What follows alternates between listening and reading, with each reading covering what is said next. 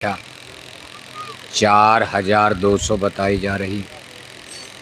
अब 4200 धर्मों का नाम याद करना कठिन हो जाएगा। अगर इन सभी धर्मों का नाम एक जगह लिखा जाए, एक छोटी मोटी बुकलेट किताब यानी पुस्तिका बन जाएगी और आपको दे दिया जाए कि 4200 धर्म का नाम याद करो, तो ज़िंदगी बीत जाएगी, आदमी याद करेगा भूल जाएगा। और इन धर्मों के अलग अलग थियरी यानी सिद्धांत, जैसे किस धर्म में किस देवी देवता को माना जाता, किस धर्म में लोग कैसे साधना करते हैं, कैसे पूजा पाठ करते हैं, इसमें भी कुछ भिन्नता है। और इसके लिए उनके यहाँ बाकायदे सभी धर्मों में किताबें लिखी गई, यानी सबके आध्यात्मिक ग्रंथ और पोथियाँ बन गए। जैसे अपने हिंदू धर्म में रामायण है, गीता है, वेद, भागवत, 18 पुराण, 6 शास्त्र और भी तमाम ग्रंथ आप देखोगे। हिंदू धर्म में ही इतनी किताबें अब बन चुकी, इनको एक जगह किया जाए तो कई कोठरी कमरा भर जाएगा। आपसे कहा जाए सबको पढ़ो, आप केवल हिंदू धर्म की किताबों को पढ़ते पढ़ते आपका जीवन बीत जाएगा। बाकी मुसलमानों की भी किताबें, सिख, ईसाई, जैनी, पारसी, बौद्धिस्ट, पादरी, यहूदी, अब दुनिया में 4200 बहुत होता। अब ये बात सही है कि दुनिया के कुछ धर्म बहुत छोटे हैं, उसमें 1 लाख, 2 लाख, 4 लाख आदमी सपोर्ट करते मानते हैं, और कुछ धर्म दुनिया में इतने बड़े हैं उनके मानने वालों की संख्या करोड़ों करोड़ों बल्कि अरबों में बताई जा रही। संसार का आज सबसे बड़ा धर्म क्रिश्चियनिटी यानी ईसाई धर्म को माना जाता। ईसाई धर्म अपने भारत में तो कम लोग इसको मानते, लेकिन अंग्रेज़ लोग इसी धर्म को सपोर्ट करते थे। 250 बरस भारत में अंग्रेज़ों ने राज किया। उनकी राज सत्ता के समय भारत में बहुत से लोग ईसाई बन गए, हिंदू से ईसाई बन गए, मुसलमान से भी बन गए। अब ईसाई धर्म में देखो, संसार की सबसे बड़ी आबादी इस धरती पर ईसाई धर्म को सपोर्ट करती। आज पूरा यूरोप महाद्वीप, जिसमें Britain, Italy, Germany, France, Poland, Holland, यूनान है, पुर्तगाल है, तमाम देश, पूरा अमेरिका महाद्वीप, अफ्रीका महाद्वीप के तमाम देश, यानी दुनिया में 53 देश में ईसाई धर्म चलता।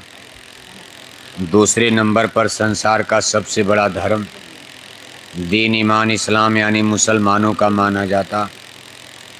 आज संसार में 51 देशों में मुसलमानों का राज चलता।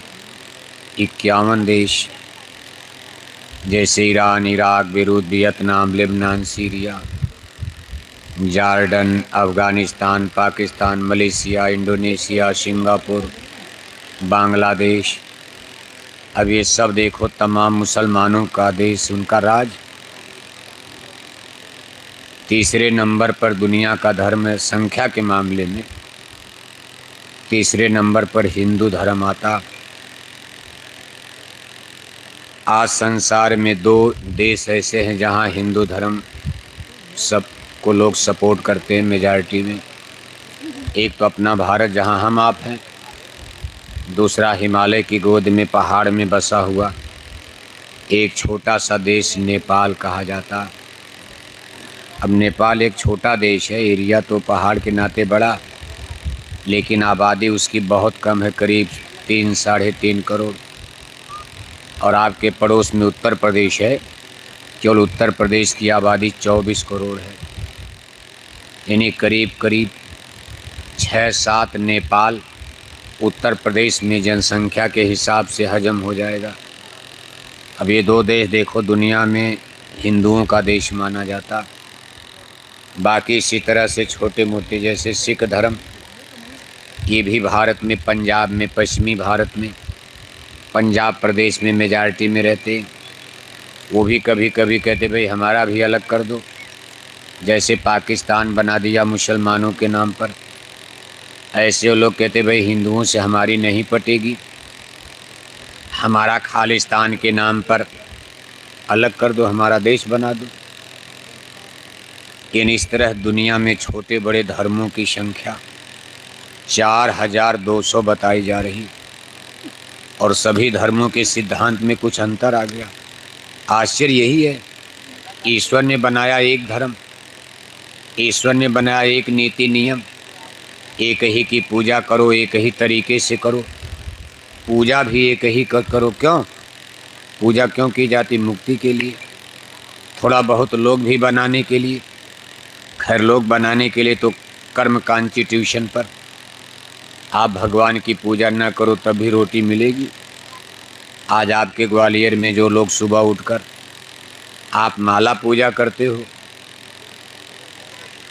आपको भी रोटी मिलती, और जो लोग ग्वालियर में उठकर सुबह सुबह दारू पीते उनको भी रोटी मिलती।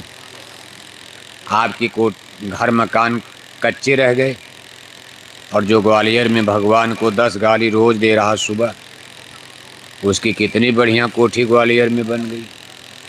तो लोग की क्रिया में तो धर्म का बहुत महत्व नहीं माना जाता, लेकिन कर्म का माना गया। आदमी का लोग बनता है पवित्र कर्म। पूजा पाठ न भी करोगे, किसी जन्म में पुण्य कर्म कर दिया, रंक से राजा बन जाओगे। इस जन्म में मान लो आपका गरीब झोपड़ी में जन्म हुआ, आपने पुण्य कर्म कर दिया, अगले जन्म में अमीर माँ बाप के घर में जन्म हो जाएगा। तो लोग बनाने में तो कर्म हमारा आपका सहयोग कर सकता, लेकिन एक महत्वपूर्ण चीज़ है आत्मा की रक्षा, यानी अपनी जीवात्मा का कल्याण करना। इसमें कर्म के बल पर हम अपनी आत्मा को नरकों से नहीं बचा सकते। यानी हम कितनों पवित्र कर्म करते रहें, जीवन भर भूखे को रोटी खिलावें, प्यासे को पानी पिलावें, बीमारों की सेवा करें, बूढ़े बुजुर्गों की सेवा करें, भाई कर्म में इतनी ताकत नहीं है कि हमारी आत्मा को नरकों से बचा सकें। आत्मा के कल्याण का ये विषय, ये मोक्ष और मुक्ति का रास्ता, ये शब्द कमाई नाम कमाई पर जाकर खड़ा होता, और ये चीज़ संतों से महात्माओं से प्राप्त होती। इसलिए इस विषय में सबसे बड़ा महत्व संत का, सद्गुरु का होता, का कल्याण कर सकते हो। लेकिन अगर अपने लौकिक जीवन में भी हमको आपको सुख चाहिए, हमको आपको ये इच्छा हो भाई हमारा दोनों काम बन जाए, लोक भी बन जाए परलोक भी बन जाए, तो महापुरुष कहते भाई लोक के लिए तो कर्म करना पड़ेगा। अब आप दिन रात बैठ करके माला पूजा करोगे, रोटी कहाँ से खाओगे आप? अब सब लोग माले पूजा करने लोगों, खेत में मक्का ज्वार न बोया जाए तो भीख कौन किसको देगा? किसी के घर में मक्का ज्वार रहेगा ही नहीं। तो खेती भी करनी पड़ेगी, दुकान करना पड़ेगा, दफ्तर करना पड़ेगा। और विशेषकर इस कलयुग में अन्न में प्राण है। अन्न के बिना, रोटी के बिना 2-3 दिन तो कोई रह नहीं पाएगा। अभी त्रेता द्वापर का समय तो है नहीं कि प्राण हड्डी में है। चलो 1000 बरस तपस्या करो, कोई भोजन की ज़रूरतें नहीं, क्योंकि उस समय प्राण हड्डी में हुआ करता था। लेकिन आज कलयुग में प्राण अन्न में है। 2 दिन रोटी न मिले तो आप कहोगे भूखे भजन न होई गोपाला, ये ले लो अपना कंठी। आप मथुरा जाते हो, अगर भंडारे में बढ़िया रोटी सब्जी न मिले तो आप लोग थाली बजाने लगते, वहाँ देखते हो झगड़ा हो जाता। भाई हमसे चंदा लिया, चुटकी लिया, हमने गेहूँ दिया, आटा दिया, और आप रोटी नहीं बना पाए तो अध्यक्ष के खिलाफ बगावत, क्रांति खड़ी हो जाती। यानी कलयुग में इसीलिए कहा रोटी कपड़ा मकान। हमारे शरीर की रक्षा के लिए 3 चीज़ें, ये 3 चीज़ें तो ज़रूरी हैं, रोटी कपड़ा मकान। बाकी और चीज़ें कार है, मोटर, हवाई जहाज़, हेलीकॉप्टर, बढ़िया बढ़िया घर बनाना, मकान बनाना, बैंक में 1 करोड़ 2 करोड़ जमा करना, ये सब रहे न रहे कोई मरेगा नहीं। लेकिन ये 3 चीज़ें ज़रूरी हैं। मान लो आपको कपड़ा न रहे, ठंडी पड़ने लगी, बढ़िया कपड़े कंबल न है, रजाई नहीं, ठंडी मार देगी, मर जाओगे कलयुग में। मान लो आपने मकान नहीं बनाया, पानी बरसने लगा, अब आप जंगल में कहीं पेड़ के नीचे भीग जाओगे, बीमार हो जाओगे, मर जाओगे कलयुग में। रोटी न मिले तो 10-5 दिन में मर जाओगे। इसलिए 3 चीज़ें प्रमुख बताएगी, किसके लिए? आत्मा के लिए नहीं।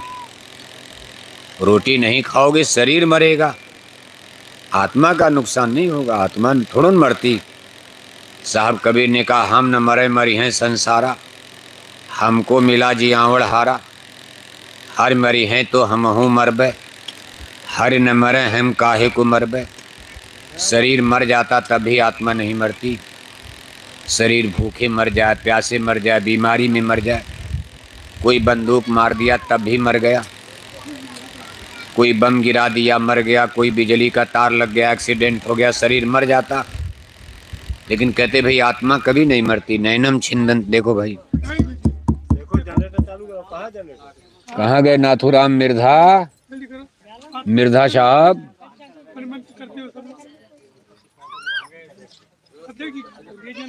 हम 2 मिनट में जोड़ देंगे। जोड़ो जाए, पहले याद हुई, जोड़ दिया जाए। आप 5 मिनट लाइट जोड़ के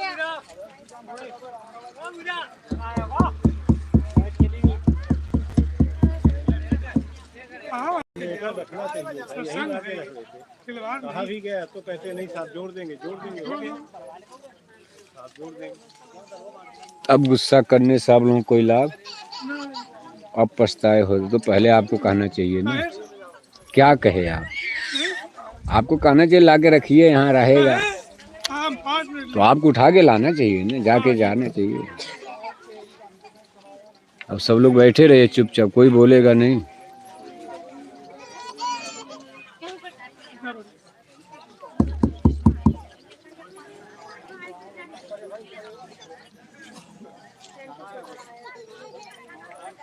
डॉक्टर साहब कहाँ गए? आइए।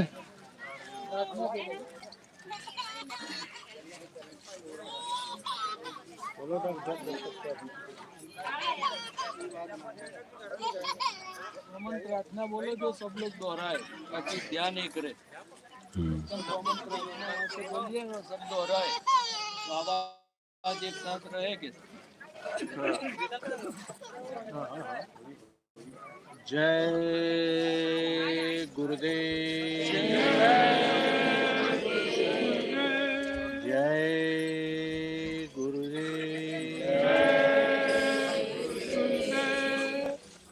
निराली है सतगुरु लीला तुम्हारी,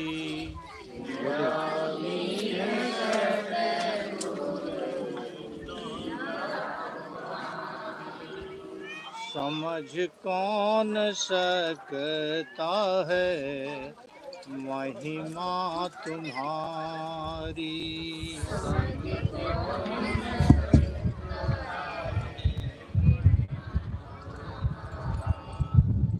जिसे जैसा चाहो बना कर निकालो, जिसे जैसा चाहो।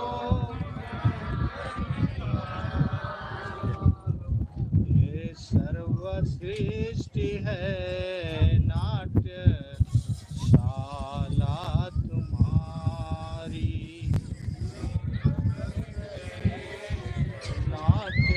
नाट्यशाला तुम्हारी।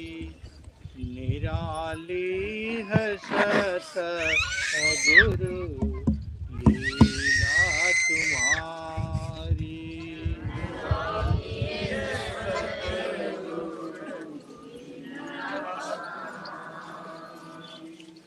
नटों में कभी जब तुम आते हो नायक, नटों में कभी जब तुम आते हो नायक,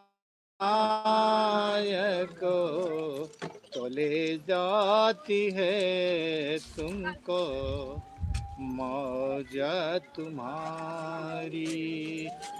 तो ले जाती है तुमको मौज तुम्हारी।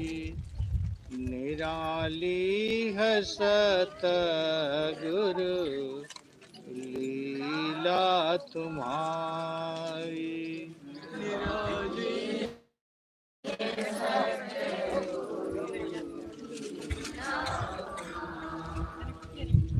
तेरे सब प्रेमी वो ये चाहते हैं, तेरे सब प्रेमी वो ये चाहते हैं, हृदय में रहे प्रेम प्रतिमा तुम्हारी। हृदय में रहे प्रेम प्रतिमा तुम्हारी। निराली है सतगुरु लीला तुम्हारी।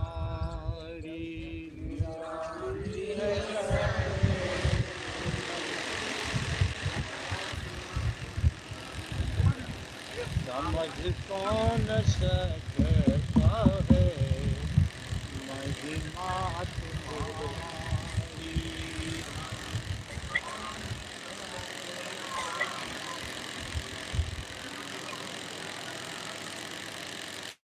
जय गुरुदेव। तो देखो प्रेमी भाई बहनों, गुरु महाराज ने जो इतनी मेहनत इस संसार जगत में किया है, 116 वर्ष की लंबी उम्र, लगातार 60 वर्ष तक, अपने जीवन के अंतिम समय तक अथक प्रयास परिश्रम करके वो हम भोली भटकी मानव आत्माओं को इस चीज़ का ज्ञान बोध कराने का प्रयास करते रहे कि भाई अगर आप अपनी आत्मा का कल्याण चाहते हो, ये नाम कमाई शब्द कमाई का भेद जो इस जगत में कहीं मिल नहीं सकता। ये कंकड़ में, पत्थर में, गंगा जमुना तीर्थ मूरत, ये अमोलक दौलत और खजाना, इसके व्यापारी, इसका व्यापार संत ही करते हैं। जब जब संत जगत में आवें, ढोंड ढाल उनके डिग जाओ, जाय करो दर्शन यो सेवा, हाजिर रहो गिरो चरणन में। गुरु महाराज सबके सामने ये दावा करते थे, ये अमोलक दौलत मैं आपको दे सकता हूँ। सारी दुनिया के कण कण को हीरा बना दिया जाए, सारी दुनिया की मिट्टी को सोना चांदी बना दिया जाए और कह दो भाई ये सब ले लो, हमको दे दो, लेकिन ये नाम की दौलत सब कुछ लुटा देने के बाद भी कोई दे नहीं सकता। जब गुरु महाराज इतने डंके की चोट पर कहते थे, ये स्पष्ट है कि ये दौलत केवल संतों के पास होती, नाम है केवल संत अधीना, संत बिना कोई नाम न चिन्हा। और कहते भाई जब तक ये नाम हाथ नहीं लगेगा तब तक किसी जीव का उद्धार जन्म मरण नहीं छोड़ सकता। नाम ही नाम रचा सब हुई, नाम बिना उद्धार न हुई। नाम ही डोर सूरज चली आई, काल जाल में गई भुलाई। काशी नाम की सत्ता के बल पर इस सारे यूनिवर्स और ब्रह्मांड की रचना हुई। अब ये विषय समझने में थोड़ा दिमाग तो लगाना पड़ता। जैसे कभी कभी हम आप भी सोचते हैं, भाई हम आप एक घर मकान बनाते, 6 महीना कारीगर कितनी मेहनत करते, साल भर लग जाता, इतने लेबर लगाए जाते, इतने कारीगर लगाए जाते, फिर भी घर मकान बनाने में कोई न कोई त्रुटि, कोई न कोई गड़बड़ी, कोई न कोई कमी रही जाती। और इतनी बड़ी हमारी ये धरती, इतने बड़े बड़े पर्वत पहाड़, इतना बड़ा दरिया समुंदर, आसमान में सूरज चंदा तारे, आखिर ये कैसे बन गया होगा? अब अपने आप तो कुछ हो नहीं सकता, कोई न कोई तो आखिर बनाने वाला होगा। अब वो कितना ताकतवर, उनकी कितनी बड़ी हस्ती और शक्ति है। और इस तरह से अगर गणित लगा के जोड़ा जाए, जैसे लेबर लोग, सरकार देखो लेबर लगाकर मनरेगा में गांव के तालाब को साफ कराया जाता। प्रधान लोग बेचारे 5 साल प्रधान रहने के बाद प्रधानी चली भी गई और एक तालाब लाखों लाख खर्च हो जाता, एक तालाब की खोदाई नहीं कर पाते। अगर मान लिए इतना बड़ा समुंदर, इतनी बड़ी नर्मदा नदी, आपकी चंबल नदी या तमाम नदियाँ अगर ये लेबर से खोदाना पड़े तो कई पीढ़ी बीत जाएगी, जम जाएंगे, मर जाएंगे, समुंदर नहीं खोद पाएंगे। और अगर समुंदर खोद कर बनाया गया तो उसकी मिट्टी कहाँ गई? अगर इसको लोगों ने खोदा होगा समुंदर को, जैसे तालाब खोदा तो भाई मिट्टी किनारे लगा भीटा बन गया, पहाड़ बन जाता। अब समुंदर के किनारे तो कोई मिट्टी नज़र नहीं आती। कुल मिलाकर के ज़रूर आश्चर्य लगता कि भाई इतना उनके पास लेबर शक्ति, या फिर कैसे बना दिया होगा। इसका उत्तर साइंस ऑफ सोल में, चूँकि आप लोग सत्संगी हो या जो लोग भी सत्संगी न भी हैं, थोड़ा बहुत आपको ईश्वर भगवान पर विश्वास भरोसा धर्म कर्म का, बहुत से लोग नहीं भी विश्वास करते हैं, विशेषकर आज के इस इंटेलेक्चुअल पढ़े लिखे भौतिकवादी युग में, जब आदमी का बनाया जहाज चंदा मामा पर जा रहा, पढ़े लिखे लोग थोड़ा धर्म कर्म से दूर होते जा रहे। वो कहते ये सब आत्मा परमात्मा रामायण गीता सब बकवास है। जब उनसे कहा जाता फिर भाई ये कैसे चल रहा, जन्म मरण कैसे होता है, क्या संसार की रचना कैसे, उसकी अलग थियरी दे, वो भी थियरी दे रहे, लेकिन उनकी थियरी में कोई दम नहीं नज़र आता। वो लोग कहते अपने आप हो गया, कुछ था और अपने आप सब बनता गया। अब अपने आप बनने का सिद्धांत इसलिए गलत माना जाएगा कि भाई सब काम अपने आप हो गया था, हमारा घर हमारा मकान सब अपने आप बन जाना चाहिए था। लेकिन हमको आपको इसके लिए छोटे से घर बनाने के लिए आदमी पूरी ज़िंदगी रुपया पैसा कमाता, 10-20 लाख हो गया तब घर की नींव डालता, लोहा लिया, सीमेंट लिया, गिट्टी बालू मंगाता, फिर राजगीर मिस्त्री आते हैं, लेबर आते, धीरे धीरे 6 महीना साल भर, और तब तक तो आदमी मर ही जाता। एक घर बनाया तब तक चल दिया, ऐसे कह दिया जैसे सब अपने आप हो गया। ये थियरी बहुत सटीक नहीं बैठती। जैसे यहाँ घर मकान बनाने के लिए कोई मिस्त्री और कारीगर लगा, ऐसी यूनिवर्स और ब्रह्मांड, या हमको आपको माँ के गर्भ में शरीर बनाई गई, अब कोई कह दे सब अपने आप बन गया। आँख कैसे बन गई, कान कैसे बन गया, नाक कैसे बन गई, मुंह कैसे बन गया, ये सारी चीज़ें, इतनी बड़ी कारीगरी किसकी हो सकती? इसलिए उनको परम पिता परमेश्वर ही कहा जा सकता। वे सर्वशक्तिमान प्रभु में कुछ भी कर सकते, और उन्होंने जिस शक्ति सत्ता के बल पर, अब उनको इतनी कठिनाई नहीं हुई जितना हमको आपको कोई खिलौना कोई मशीन बनाने में। परमात्मा के पास ऐसी शक्ति थी कि उन्होंने ऐसे इशारा कर दिया धरती बनने लगी, ऐसे अंगुली घुमा दिया सूरज चंदा बनने लगी। जिस शक्ति के बल पर उन्होंने सब कुछ बनाया, इस शक्ति को संतों की भाषा में नाम कहा गया। अब यहाँ नाम तो हम आप हिंदी अंग्रेजी में, राम है, कृष्ण है, घनश्याम है, सीता, तमाम नाम आप लोगों के रखते हो एक परिचय कराने के लिए, लैंग्वेज में, अक्षर ज्ञान में। लेकिन यहाँ नाम का बड़ा सार्वभौमिक अर्थ होता। यहाँ नाम का मतलब शब्द से लिया गया, बल्कि और समझाने के लिए महापुरुषों ने नाम का वर्गीकरण कर दिया कि भाई वर्ण ध्वन्यात्मक गाऊँ, दुई का भेद बतलाऊँ। यानी नाम को उन्होंने एक वर्णात्मक बता दिया, एक ध्वन्यात्मक बता दिया। मतलब इसको समझाने के लिए कभी वर्णात्मक नाम जो हिंदी अंग्रेजी में आप लिखते हो, लिखन और पढ़न में आया उसे वर्णात्मक गाया। जैसे हम लोग क ख ग घ ABCD में कोई नाम लिखते हैं और उसको जुबान से बोल लेते, इसको वर्णात्मक नाम कहते हैं। जैसे आपका नाम वर्णात्मक है, सूरज चाँद, किसी चीज़ का नाम रखा गया भाषा में, इसी तरह भगवान का नाम हम लोगों ने भाषा में रख दिया। लेकिन जब हमारी भाषाएं नहीं बनी थी, हम लोग पैदा ही नहीं थे, भगवान तो बहुत पुराना है। ये नहीं कि हमने आपने नाम रख दिया तो राम पैदा हो गए, कृष्ण पैदा हो गए, वो तो पहले से थे। जब हमारी हिंदी अंग्रेजी जागृति ही थी, कोई किताबें नहीं थी, रामायण नहीं थी, गीता नहीं थी, भागवत कुरान पुराण कुछ नहीं, धरती नहीं, सूरज नहीं, चंदा नहीं, तारे नहीं, भगवान तो बहुत पुराना।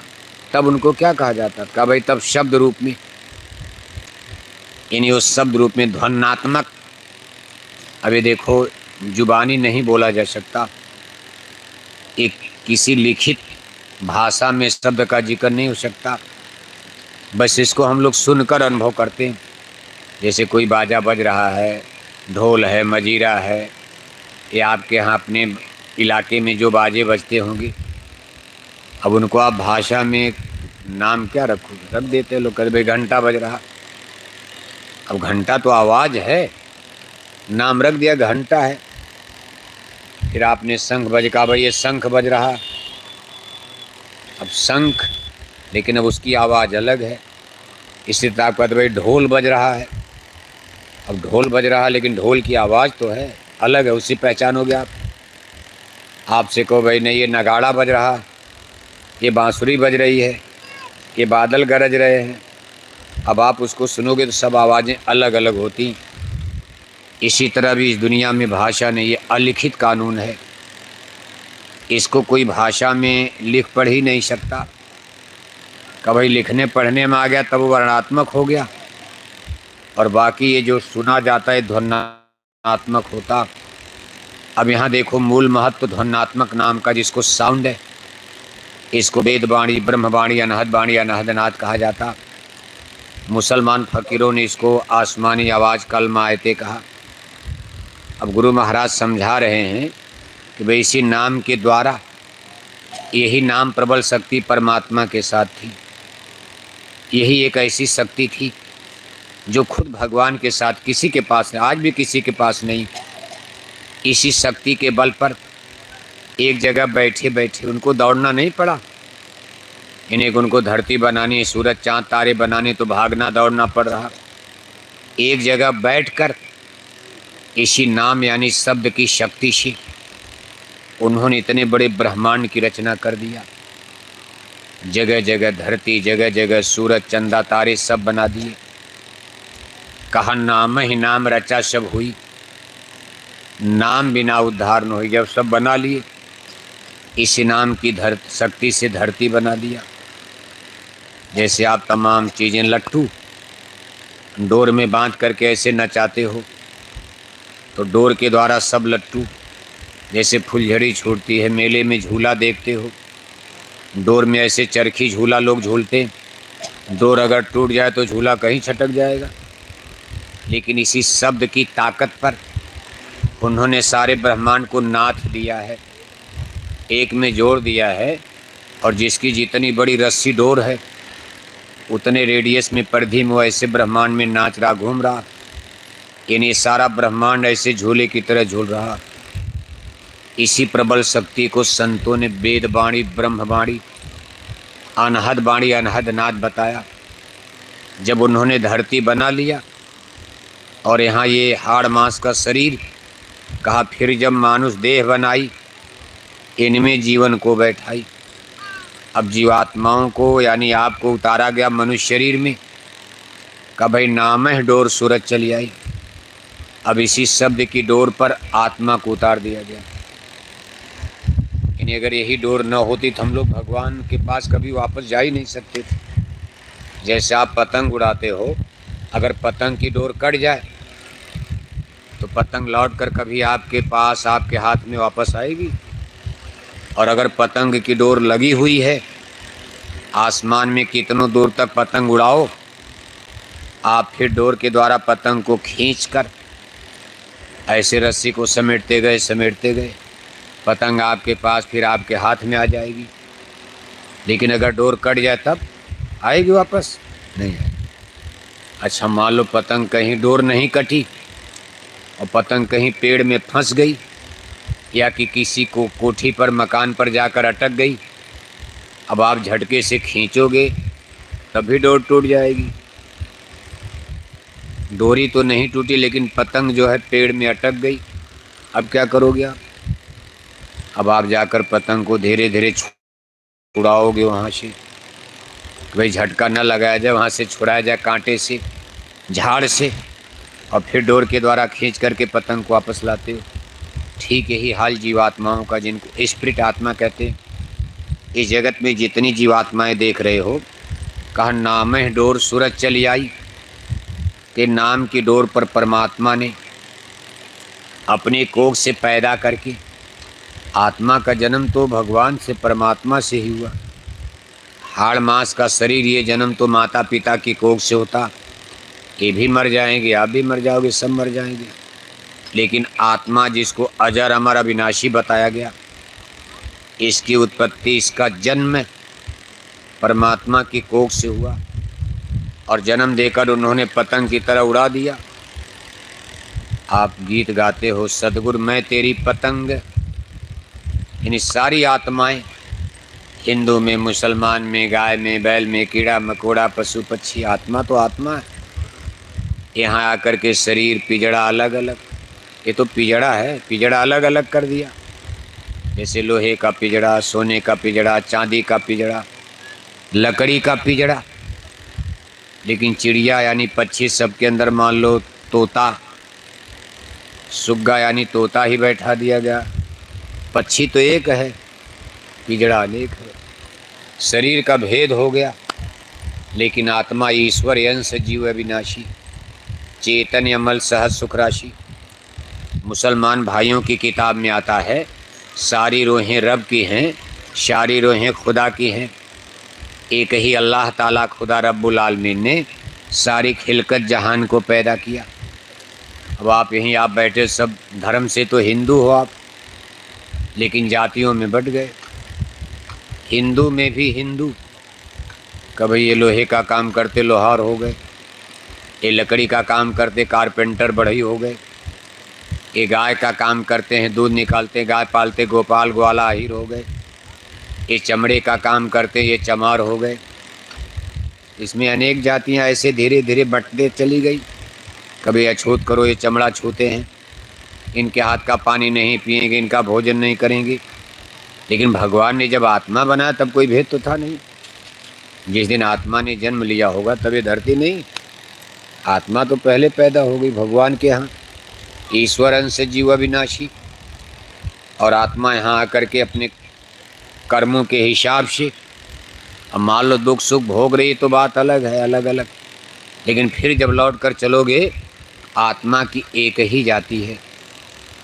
इसको आत्मज्ञान कहते। उस स्थिति को प्राप्त करो जिसमें आप पहले थे, लेकिन अब इसमें उलझ गए माया में। यहाँ आत्मा देखो, माया के जाल में, जंजाल में ऐसे फंस गई। अब इसको यहाँ से धीरे से निकाला जाए, और फिर शब्द की डोर तो लगी ही है। शब्द की डोर में जुड़ गई तो नाम की डोली शब्द में जहाज में बैठकर ये फिर स्वर्ग वैकुंठ परमात्मा के पास वापस जा सकती। और जब ये परमात्मा के पास वापस पहुंच गई तो समझ लो इसको अपना फिर घर वापस मिल गया। अपना घर मिल गया तो मुक्ति मिल गई, आज़ादी। अपने घर में आज़ादी मिल गई, जेल में क्या आज़ादी। इसीलिए संतों ने इसको जेल खाना बताया, परदेश बताया। और यहाँ हम लोग आज बुरी तरह फंस चुके हैं। है कुछ नहीं अपना, लेकिन ऐसा माया ने अज्ञान में डाल दिया, हमको आपको सब कुछ अपना ही नज़र आता। महापुरुष कहते भाई आप तो 2-4 दिन के लिए शरीर बंधन में, बस 2-4 दिन के लिए यहाँ संसार में, बाकी ये तो धर्मशाला सराय ही माना जाएगा, जहाँ किसी को रहने नहीं देना, सबको चलना। हमारे आपके पहले मानव जाति की अनगिनत पीढ़ियों ने जन्म लिया और अनगिनत पीढ़ियां देखो मौत को प्राप्त हो गई, सब लोग चले गए। अब ये गांव कोई आज का तो है नहीं। आप यहाँ नहीं थे तब भी ग्वालियर था, ये गांव था। जमीन जायदाद कोठी हवेली सब कुछ था। आपके बाप दादे पुरखे पूर्वज रहते थे, कहते भाई ये ज़मीन हमारी है, कोठी हमेली है, ये बाग बगीचा सब कुछ हमारा।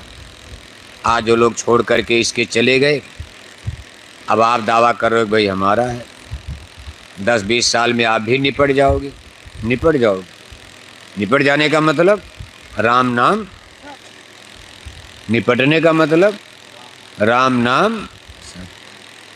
और कितने लोग तो 6 महीना में निपट जाओगे आप, कितने लोग साल भर में निपट, आपको पता है। इसमें इतने लोग बैठे हो, कितने लोग तो अगला साल दशहरा दिवाली आपके भाग में नहीं है। लेकिन अगर किसी को सीधे बता दिया जाए, आदमी पागल हो के आज मर जाएगा। अरे मैं मर जाऊंगा, अरे मैं मर जाऊंगा। मरना कोई चाहता? बुढ़ा भी नहीं मरना चाहता। घर में नाती पोता डांट रहे, बहू रोज डांटती, लेकिन बुढ़े से भी कहोगे मरे हुए, अरे बाबा नहीं, अभी नाती की शादी जरा देख लो अगली लगन में।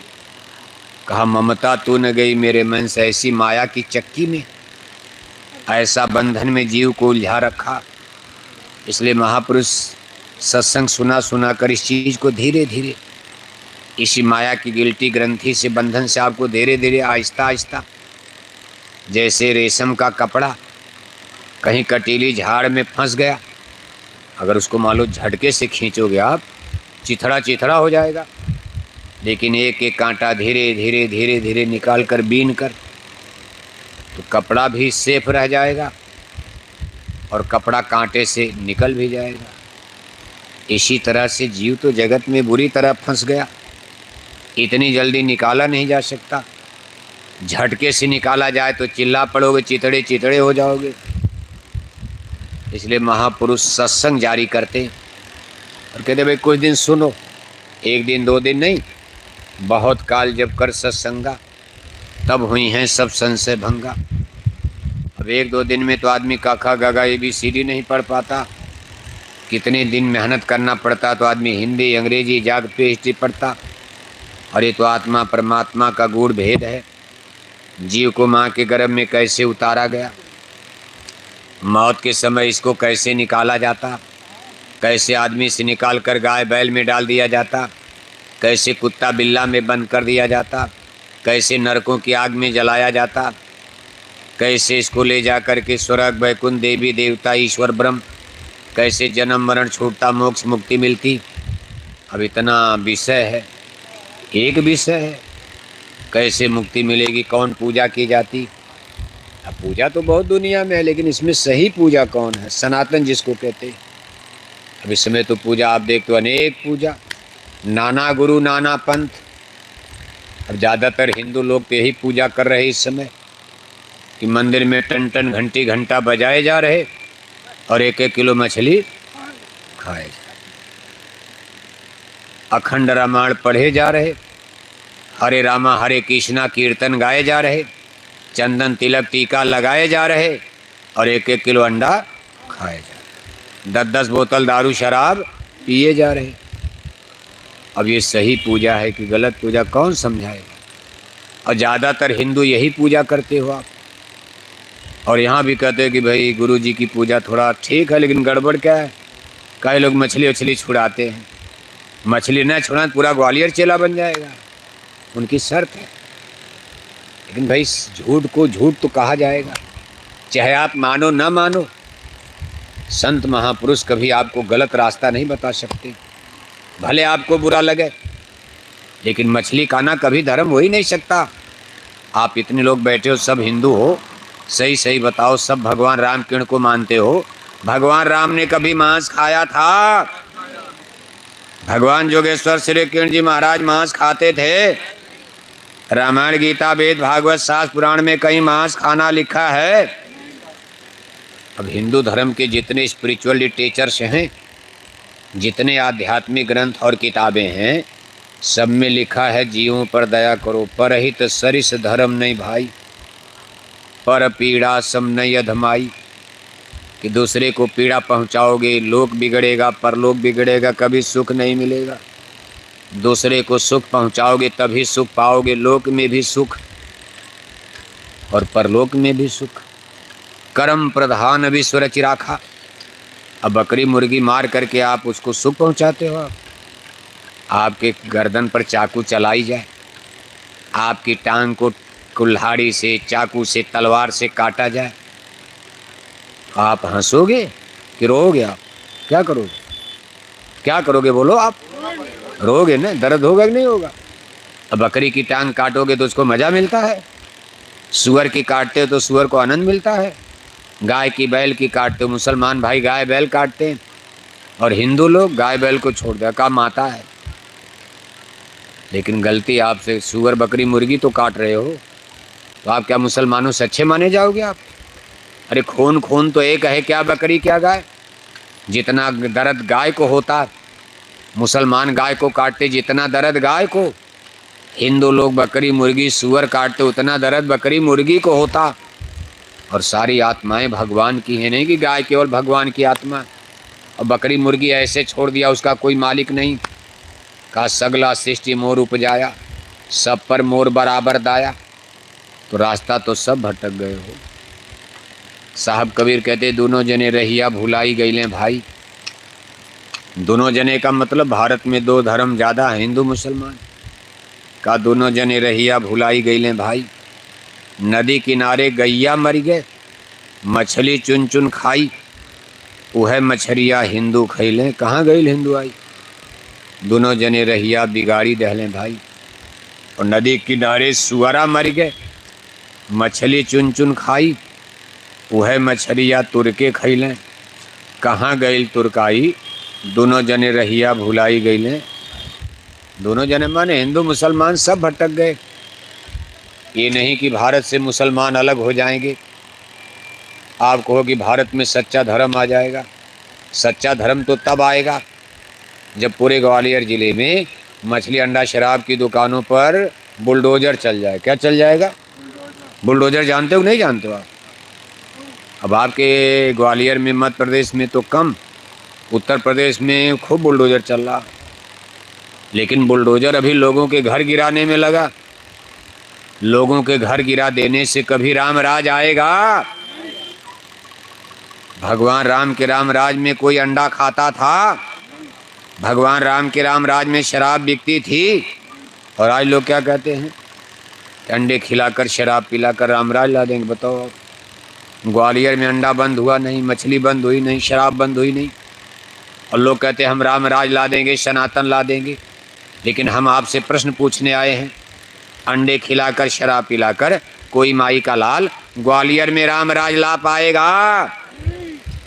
इसलिए धोखा है सब। अभी तो रावण राज आएगा। मछली खाना बढ़ रहा, शराब पीना ग्वालियर में घटा कि बढ़ा? शराब पीने वाले बढ़े तो रामराज कहाँ से खाक आएगा? अभी तो रावण राज आएगा, लंका जलेगी तब तो राम राज आएगा। यानी अभी बुरे दिन आने वाले। 23 तो आप पार कर रहे हो, 24 आ रहा, सन 24 देश दुनिया के लिए और ख़राब हो जाएगा, 25 और ख़राब होगा। ये नेता का भाषण नहीं है कि गलत हो जाएगा। संतों के वचन कभी वृथा नहीं जाते। हमारे गुरु महाराज की अमर वाणियाँ हैं, इसलिए कभी व्यर्थ हो ही नहीं सकती। गुरु महाराज सन 70 के दशक में 50 बरस पहले कह दे, 50 बरस पहले जो कुछ कहकर गए, एक एक चीज़ आज लोगों के सामने देखो घटित हो रही। गुरु महाराज ने हिंदुस्तान में आवाज़ लगाई कि बड़ी बड़ी बीमारी और पाल रहे हैं मांसाहारी। कहाँ पाल रहे हैं? खेत में, पेट में बड़े बड़े खतरनाक वायरस। जो लोग पशु पक्षियों की सड़ी गली मुर्दा मांस का सेवन करते, ये कभी भी विस्फोट कर सकते। लोग उस समय मजाक समझते थे। अब जब कोरोना का झटका लगा तब थोड़ा बहुत लोग कहने लगे भाई गुरुजी की बात तो सही हो गई। लेकिन दबी जुबान से कहे और तब तक कोरोना हट गया, पीछे चला गया। उस समय तो थोड़ा लोग ग्वालियर में डर गए। अरे घर में मछली अंडा मत लाना, मुर्गी उर्गी मत लाना, बीमारी फैल गई। अरे भाई ये शराब वराब की दुकान बंद करो, ग्वालियर में बीमारी फैल गई। लेकिन जब कोरोना फिर पीछे चला गया तो आपके ग्वालियर में फिर मछली खाना घटा कि बढ़ा, शराब पीना घटा कि बढ़ा। और गुरुजी की बाणी फिर सही होगी कि बड़ी बड़ी बीमारी और पाल रहे हैं। तो जब मछली अंडा खाना बढ़ रहा है तो बीमारी घटेगी कि बढ़ेगी? इसलिए हमारी बात को याद रखना, तारीख नोट करना, अपनी डायरी में नोट कर लो। आगे कोरोना का दादा आ रहा। दादा जानते हो ना? दादा आ रहा। दादा अभी तो हथौड़ी थी, हथौड़ा बजने वाला। अस्पताल बंद करके डॉक्टर जंगल भाग जाएंगे। कोई एमपी एमएलए कोरोना में आपका आंसू पोंछने नजर आया? अब नहीं आया तो आगे तो और बीमारी भयंकर है, कौन आएगा? लोग कहेंगे बाबा ग्वालियर मत जाओ, गांव में मत जाओ, कोरोना फैल गया। अपने दिल्ली भोपाल के बंगले में एमपी एमएलए बैठ जाएंगी। फिर आप भगवान के भरोसे हो जाओगे। तब आपको याद आएगा भगवान क्या होता, साधु संत क्या होते, पैगंबर फकीर महात्मा क्या होते। गुरु महाराज ने कहा होकर मजबूर नाम लोगे हमारा, सुनते तो जाओ संदेशा हमारा। कभी एक दिन दुनिया मजबूर होकर भगवान नाम को याद करेगी। धर्म पर लोग आएंगे, अपने आप सत्य धर्म को स्वीकार करेंगे। ये जितने आडंबर पाखंड के धर्म आप देख रहे हो सब खत्म हो जाएंगे। सब तो आडंबर है, पाखंड है। मारक सोई जा कह जो भावा, पंडित सोई जो गाल बजावा, जाके नक्सिक जटा विशाला, ते प्रसिद्ध तापस कलिकाला। नार मुई घर संपत्ति नाशी, मूड मुड़ाए भय सन्यासी। गुरसी खंड बहिर कै लेखा, एक न सुने एक नहीं देखा। हरे शिष्य धन शोक न हरई, सो गुरु घोर नरक में पड़ई। तामस धर्म करे नित, जब तब व्रत मगदान। और देव न बरसे धरन पर, और बुए न जामे धान। का कलयुग में लोग तामस धर्म, अशुद्ध धर्म। सच्चा धर्म तो है निर्मल मंजन सो मोहि पावा, और मोहि कपड़ छल छिद्र न पावा। मन पवित्र हो, बुद्धि पवित्र हो, हमारा कर्म पवित्र, तब तो सच्चा धर्म आए पवित्र है। अब मन गंदा, तन गंदा, बुद्धि गंदी, विचार गंदा, तो धर्म कभी सच्चा पवित्र हो सकता है? इसलिए आज वर्तमान में लोगों के मन गंदे। कितने गंदा मन कि देखो इतना मन गंदा हो गया है आदमी का कि मामा भांजी को नहीं पहचान पा रहा, चाचा भतीजी को नहीं पहचान रहा, भाई बहन को नहीं पहचान पा रहा, बाप बेटी को नहीं पहचान पा रहा। सबके हाथ में मोबाइल है, सूचनाएं पढ़ते हो, सुनते हो। दो चार घटनाएं रोज आप जो अखबार में आ जाती, कितनी जंगल पहाड़ में जो नहीं आई आप नहीं जान पाते हो। कोई आ गई मीडिया में आप पढ़ते हो। ऐसे जघन्य पाप कि पढ़ करके सुन करके आदमी का माथा बिगड़ जाएगा, शर्म के मारे सर झुक जाएगा। आज इस इंटेलेक्चुअल पढ़े लिखे समाज में पढ़े लिखे लोग भी इतनी बड़ी बड़ी भूल गलती कर रहे हैं कि जो रावण कंस दुर्योधन भी नहीं किया होगा। और धर्म सब मानते हो। अभी नवरात्रि क्वार आ गया, क्वार की नवरात्रि आ गई, पूरा ग्वालियर 9 दिन के लिए पुजारी बन जाएगा। सब पुजारी 9 दिन के लिए मछली छोड़ दिया, अंडा छोड़ दिया, गांजा भांग शराब छोड़ दिया, बीड़ी पान सिगरेट छोड़ दिया। कितने लोग नींबू के पानी पर 9 दिन की नवरात्रि में व्रत करेंगे। और ज्यों ही 10वां दिन लगा देवी को निष्प्राण कर देंगे। जैसे आदमी मर जाता मुर्दा हो जाता। जब देवी की प्राण प्रतिष्ठा पत्थर की मिट्टी की मूर्ति लाएंगे, विद्वान पंडित पुरोहित आएंगे, मंत्र पढ़ेंगे, कहा देवी जिंदा हो गई, देवी में हमने प्राण डाल दिया। डाल दिया? अच्छा चलो डाल दिया देवी। कई दिन देवी जिंदा रहेंगी? कई दिन? कई दिन? कभी अब देवी जिंदा हो गई, सावधान हो जाओ, सब लोग साधु बन जाओ, नहीं तो चंडी माता सबको मार डालेंगी महिषासुर की तरह से, सबका वध कर देंगी।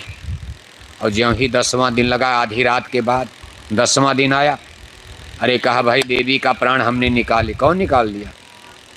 कहा देवी का प्राण निकल गया, देवी को ले जाओ, ले जाओ ताल तलैया, गंगा जमुना में, गोदावरी में, चंबल में फेंक दो।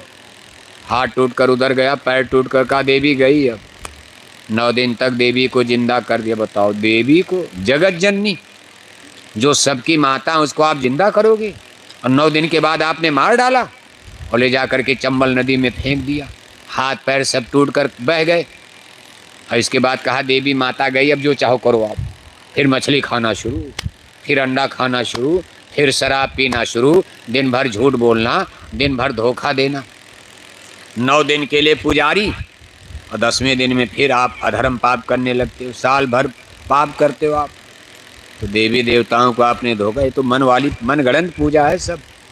ऐसी पूजा करो, ऐसा सत्संग करो, ऐसा साबुन लगाओ मन बुद्धि पर, सदा सदा के लिए आपका मन पवित्र हो जाए, सदा सदा के लिए आपकी बुद्धि शुद्ध हो जाए, जिंदगी में भूल कर आपसे कोई पाप गलती न बने। और ये सच्चा साबुन लेत न मूरख है संतन के पाशा। ये कंकड़ पत्थर आपको नहीं पवित्र कर सकते। ये संत करेंगे, उनका सत्संग करेगा। सठ सुधरें सत्संगति पाई, बड़े भाग पायो सत्संगा, विनय प्रयास होई भवभंगा। सुधार तो सत्संग से होता है। कंकड़ पत्थर कखा गगा नहीं पढ़ा पाते। नदी या तालाब के पानी, आम जामुन पीपल के पेड़ आपको ABCD नहीं पढ़ाएंगे। अगर आपको टीचर ट्यूटर मास्टर न मिले, जिंदगी भर अनपढ़ गवार रह जाओगे, किताब घर में रखी रह जाएगी। ज्ञान तो मास्टर से मिलता।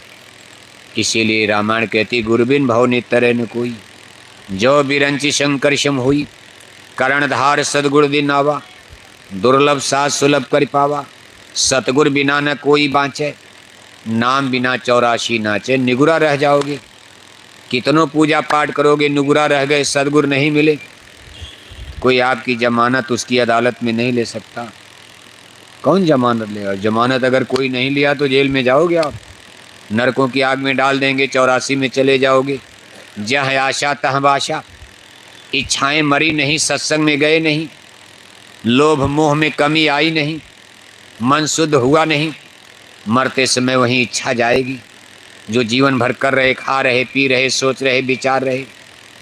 जह आशा तह बाशा, मौत के समय वही चीज़ सामने नाचेगी और उसी में आपका जन्म हो जाएगा। ईश्वर भगवान की तो मौत के समय जब जीते जी कभी इच्छा नहीं है, मरते समय आप भगवान को याद करोगे। आप जब जीते जी कभी यादें नहीं करते, उनकी ममता नहीं आई, बेटी बेटा धन दौलत रुपए पैसे ये वो, इसी में दिन रात पिल रहे हो, मरते समय इसी किया, हाय मेरी बीवी, हाय मेरे बच्चे, हाय मेरी ज़मीन, हाय मेरा बगीचा, हाय मेरा बैंक वाला, हाय मेरा कोठी हवेली ये वो। और जिसकी इच्छा होगी जहाँ आशा तहाँ बाशा। इस तरह कहते भाई नाम बिना 84 नाचे, सदगुरु मिल जाए, नाम मिल जाए, नाम कमाई कर लो, ये लोभ मोह की गिल्टी ग्रंथि गल जाएगी, लोभ में कमी मोह में कमी हो जाएगी। फिर यही प्रेम की धार ईश्वर से जुड़ जाएगी, सदगुरु से जुड़ जाएगी, भगवान से जुड़ जाएगी, या आशा उनकी बच जाएगी। फिर मरते समय गुरु याद आएंगे, सदगुरु याद आएंगे, परमेश्वर याद आएंगे, आप उसमें मिल जाओगे। लेकिन नहीं हुआ तो जीवन इसी में जन्मते मरते कटते फिरते कितने युग बीते, और फिर कितने युग जन्म आपके बीत जाएंगे इसी 4 खान 84 में। देखो एक दृष्टांत आता, सिख गुरु साहिबान प्रथम पातशाही गुरु नानक देव जी महाराज का ज़माना था। और ये कोई बड़ी त्रेता द्वापर की घटना नहीं, यानी मुग़ल सम्राट बाबर के ज़माने में गुरु नानक जी महाराज का जन्म पंजाब प्रदेश में हुआ था। अब तो बंटवारा में वो गांव पाकिस्तान में चला गया, उसको पश्चिमी पाकिस्तान, जो बच गया पूर्वी पंजाब वो भारत में आ गया, और पश्चिमी पंजाब पश्चिम वाला हिस्सा पाकिस्तान में चला गया। तो गुरु नानक जी का गांव भी अब पाकिस्तान में चला गया, ननकाना शाही। गुरु नानक जी का ज़माना था, लाहौर शहर ये भी इस समय पंजाब में चला गया, तब भारत में था। लाहौर शहर में एक बहुत बड़े सेठ रहते थे, बहुत बड़े माने सबसे बड़े सेठ, नगर सेठ जिसको कहते हो। जैसे आप कहते भाई ये ग्वालियर के सबसे धनी आदमी, कोई न कोई तो होगा ही। इसी तरह उस ज़माने में, अब तब जल्दी पता चल जाता था, और अब तो इतना सबके पास पैसा पता नहीं चलता कौन सबसे ज़्यादा पैसा वाला, क्योंकि पैसे वाला भेद कोई बैंक में रखा, कोई विदेश में रख दिया, कोई कहीं रख दिया। लेकिन उस ज़माने में पता चल जाता था, कोठी हवेली जिसकी बढ़िया बन गई, लोग कहते भाई ये नगर सेठ हो गए सबसे बड़े आदमी। तो देखो नगर सेठ कहे जाते थे, उन्होंने गुरु नानक की बड़ी बड़ाई सुनी थी। अब उनकी बराबर इच्छा होती थी तो भाई जिस गुरु की मैं इतनी बड़ाई सुन रहा, मेरी इच्छा है कि एक बार गुरु जी का दर्शन मिल जाता, सत्संग मिल जाता, हमारा भी कुछ उद्धार हो जाता, भला हो जाता। लेकिन आज की तरह कार मोटर तो था नहीं कि बैठ कर के तुरंत चले गए चले आए। उसमें पैदल, रथ पर, घोड़े पर, ऐसे नदी दरिया पार करके जाना पड़ता, नहीं संजोग बन पाया। लेकिन देखो आरत अधिकारी जब पावें, गुप्त भेद नहीं साथ दुराएं, भगवान भी कोई चीज़ है। अगर आप मन से इच्छा कर लो तो भगवान कोई न कोई व्यवस्था कर देते हैं। इसी को भगवान का अंतर्जामी कहे जाते। सेठ जी की बड़ी इच्छा रहती थी। संजोग देखो, गुरु नानक जी तो अंतर्जामी महात्मा, उन्होंने पढ़ लिया भाव। अब एक दिन अपना काफिला लेकर निकल पड़े पश्चिम की तरफ। गांव गांव सत्संग सुनाते हुए लाहौर शहर के पास पहुंचकर उसके बिल्कुल निकट एक गांव में अपना डेरा तंबू डाल दिए। सेठ जी को खबर मिली कि भाई वो पंजाब वाले गुरुजी तो लाहौर के करीब, हमारे शहर के करीब डेरा पड़ गया, काफिला आ गया। उनका भी काफिला, लेकिन वो पैदल वाला काफिला। तब कार मोटर या साइकिल भी नहीं थी उस ज़माने में। सेठ जी ने तुरंत अपना तैयारी किया और शाम का समय आकर के गुरु साहिब को प्रणाम किया। कभी देखा नहीं था, पहली बार देख रहे हैं। गुरु जी भी पहली बार देख रहे सेठ को, और सेठ पहली बार देख रहे हैं गुरु जी को। प्रणाम किया। इसके बाद सेठ जी कहते, गुरु जी मेरी इच्छा है कि कल शाम को आपकी पूरी साथ संगत के लिए भोजन भंडारा प्रसाद, लाहौर शहर में मेरी कोठी हवेली है, वहीं कल शाम का भोजन भंडारा आपका बनेगा। हम आपको न्योता देने आए पूरी संगत के लिए। तो गुरु नानक ने मौज में आकर कहा, ठीक है, चलो ठीक है, आपकी प्रार्थना हम मंजूर करते हैं। अब अगले दिन देखो गांव गांव सत्संग सुनाते हुए सायंकाल के समय अपना काफिला लेकर गुरु नानक जी महाराज सेठ जी की ड्योढ़ी पर, दरवाजे पर, कोठी हवेली के पास पहुंच गए। लेकिन वहां का दृश्य देख करके नानक जी महाराज बड़े आश्चर्य के साथ कहते, सेठ जी ये बताओ आज तुम्हारे घर पर किसी साधु महात्मा का सत्संग है या कोई शादी ब्याह का प्रयोजन है? अरे भाई, संतों महात्माओं के सत्संग में तो मामूली भोजन प्रसाद रूखा सूखा बनता, खिचड़ बन गई, टिक्कड़ बन गई, रूखी रोटी बन गई, बहुत हो गया तो पूड़ी हलवा बन गया, नहीं तो चीनी बतासा से ही काम। क्यों, कहाँ गए नाथूराम भाई? क्या बन रहा, खिचड़ की पूड़ी? नाथूराम तो खिचड़े खिला दे बहुत है। क्यों भाई, हालांकि किसी ज़माने में तो ग्वालियर में हलवा पूड़ी चलता था। बड़े बड़े देखो नगर सेठ, ग्वालियर के नगर सेठ गुरु महाराज के ज़माने में थे। अब आज तो सब नगर सेठ गायब हो गए। अभी हमारे खंडेलवाल साहब आए, वो भी बीचे में फुर हो गए। सोचा कहीं फंस न जाए मामला, तो देखो माला पहना है, वो भी ग्वालियर से आए। एक सेठ तो किसी तरह आए भी। हम कोई आज से ग्वालियर में नहीं, हम गुरु महाराज के ज़माने में कई बार आए। और ग्वालियर में कितने बड़े बड़े नगर सेठ, एक एक आदमी पूरी संगत को लड्डू पूड़ी सब खिला सकते थे, बड़े बड़े लोग थे। लेकिन अब समय चक्र कहो, सबका भाग्य है, किस्मत है, क्या कहा जाए। अब उस पर कुछ कहना भी ठीक नहीं। आज इसमें कोई नगर सेठ नज़र नहीं आ रहा। नगर सेठ होते तो नाथूराम मिर्जा अध्यक्ष बनते, कोई बनने देता, इनको ठेल कर किनारे कर देते। अब नाथूराम बेचारे तो खिचड़ी ही खिला दे, खिचड़। हम लोग अपनी भाग मानेंगे, चलो वो भी ठीक है। सबरी का जूठा बेर बहुत होता, भगवान राम ने सबरी का जूठा बेर प्रेम से खा लिया। भगवान प्रेम से ही खुश होते हैं, हलवा पूड़ी पकवान से मतलब नहीं। तो देखो गुरु महाराज कहते कि सेठ जी कहते, गुरु जी आपने सही कहा, आज मैंने एक तीर में दो निशाना मारा। कहा क्या मतलब? कहा पहली बात तो आप जैसे महात्मा का मेरे घर पर आज सत्संग है, और दूसरा आज मेरे पिता की पुण्यतिथि है। मैं हर साल अपने पिता की पुण्यतिथि मनाता, जैसे हिंदू धर्म में, मुसलमानों के यहाँ भी, सभी धर्म में जब किसी के घर में कोई बाप दादे पुरखे पूर्वज मरते हैं तो उस तारीख को डायरी में नोट कर लिया जाता है। और जब वो साल आती है तो उस साल लोग भोजन प्रसाद बना करके और भंडारा करते हैं, विद्वान ब्राह्मणों को बुलाकर वेद मंत्रों का पाठ करके। ये माना जाता है कि ये सब भोजन हम इतना बढ़िया बढ़िया बनाएंगे, सब हमारे दादा दादी को स्वर्ग वैकुंठ में खाने को अर्पण किया जाता है। अर्पण भोग लगाया जाता है। जैसे अभी नवरात्रि में देखो ये चल रहा है पितृपक्ष विसर्जन। अब हिंदू धर्म में लोग क्या करते, पानी देते, पानी का भी इंतजाम करना पड़ता। अब यहाँ से पानी स्वर्ग वैकुंठ भेजना, वहाँ भी पानी की कमी माना जाता है। यहाँ का पानी आपको, चंबल का पानी वहाँ पे कहाँ भेजना है, सरकार यहीं नहीं भेज पा रही है। गांव गांव चंबल का पानी कम पड़ जा रहा, गांव गांव में नहीं मिल रहा। एक और समस्या खड़ी होगी कि यहाँ का पानी स्वर्ग भेजना है, स्वर्ग वैकुंठ में पानी की कमी है, जहाँ से पानी बरस रहा है। अब यही सब देखो अंधविश्वास हो जाता। ऐसे लोग सुबह सुबह नहाएंगे नदी तालाब में या कहीं भी। अब तो नदी तालाब में लोग कम जाते हैं, घर में ही हैंड पाइप नलका है तो एक लोटा ऐसे ऐसे अंजुली से कहे क्या कर रहे, अरे का अपने दादा को पानी सप्लाई किया जा रहा, भेजा जा रहा। एक दृष्टांत आता है बीच में, देखो एक छोटी सी और कथा आ गई, सेठ जी के लाहौर वाली कथा तभी हम आगे अब सुनाएंगे।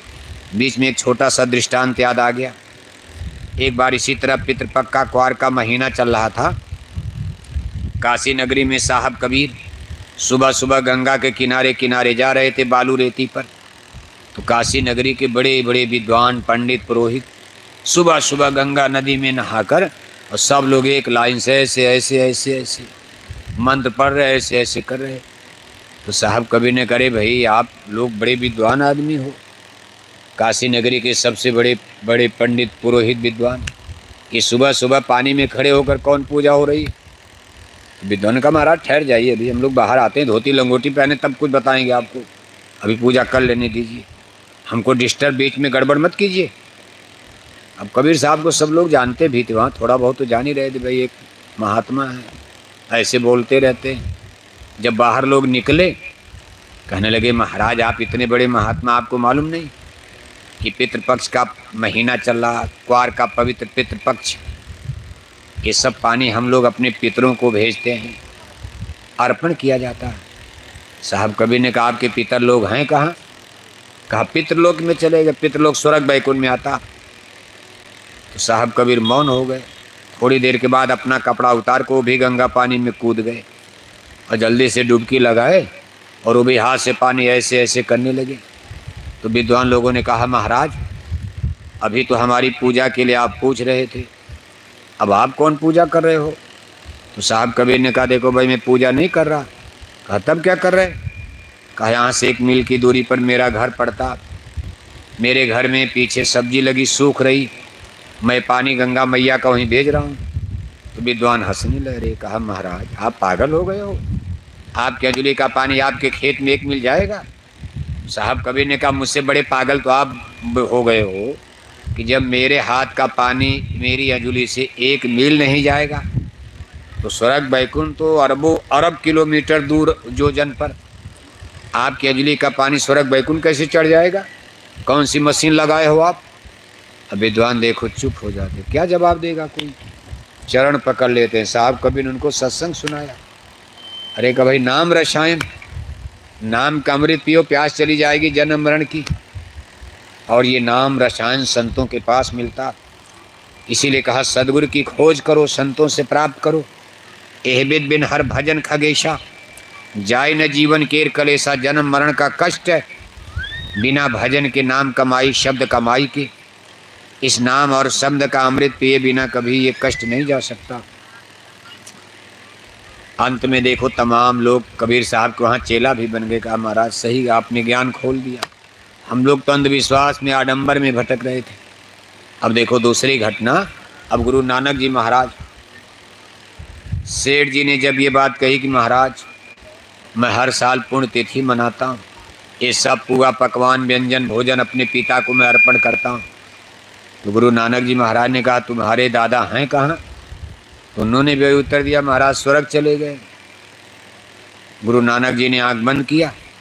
थोड़ी देर के बाद आंख खोलते और कहते, सेठ तू भी अंधा रह गया, अरे तुम्हारे दादा तो कहीं स्वर्ग में है ही नहीं। सेठ जी ने कहा, महाराज इतनी जल्दी आप स्वर्ग देख आए? आप मेरे सामने बैठे हो, इतनी जल्दी आपने स्वर्ग कैसे देख लिया? तो गुरु नानक ने कहा, सेठ ये संतों का साइंस ऑफ सोल है, ये आध्यात्मिक विद्या है, ये बुद्धि से कोई समझ नहीं सकता, बहस मत करो। अगर तुमको मेरे ऊपर भरोसा है कि गुरु नानक जी महाराज कभी झूठ नहीं बोल सकते, तो मैं सत्य कहता हूँ, मैंने देख लिया 14 भुवन, 14 स्वर्ग वैकुंठ, जिसको मुसलमान भाई 14 तबक कहते, इन्हीं वैकुंठ के 14 खंड बने। गुरु नानक कहते मैंने हर खंड में देख लिया, तुम्हारे दादा कहीं स्वर्ग वैकुंठ में हैं ही नहीं। तो सेठ ने कहा, महाराज बड़ी नाम महिमा सुना आपकी, मुझे पूरा विश्वास है कि आप झूठ नहीं बोलेंगे, लेकिन अगर आप इतना जान गए तो कम से कम बताइए मेरे दादा तब हैं कहाँ? जब आप इतनी जल्दी स्वर्ग चले गए, मेरे दादा को खोज सकते हैं? कहीं भी ब्रह्मांड में मेरे दादा होंगे, किसी धरती पर मंडल पर, तो आप कम से कम बता सकते हैं। गुरु नानक ने कहा, जरूर बताऊंगा। फिर गुरु नानक आंख बंद करते, थोड़ी देर के बाद आंख खोलते और कहते, देख ये सामने लाहौर का जंगल दिखाई दे रहा, 1 मील की दूरी पर, दिन डूबने जा रहा, संध्या का समय है। वो देख जंगल के बाहर एक मोटा पीपल का पेड़ है, इसी जंगल में तुम्हारे दादा शेर बन चुके हैं। क्या जन्म मिल गया? शेर का। तू कह रहा स्वर्ग चले गए, ये लड्डू पूड़ी वहाँ भेज रहे, और तेरे दादा तेरे गांव के जंगल में क्या बन गए हैं? क्या बन गए? शेर। शेर बन गए। और इस समय शाम हो रही है, जंगल से निकलकर इसी पेड़ के पीछे एक झाड़ में छिपकर बैठे हैं, संजोग से 2 दिन के भूखे हैं, क्योंकि उनको कोई शिकार नहीं मिला। शिकार नहीं मिलेगा तो खाएंगे क्या? कोई खेती होती तो शेर भालू करते हैं, अरे गाय मार लिया, बकरी मार लिया, मुर्गी मार लिया, पेट भर लिया।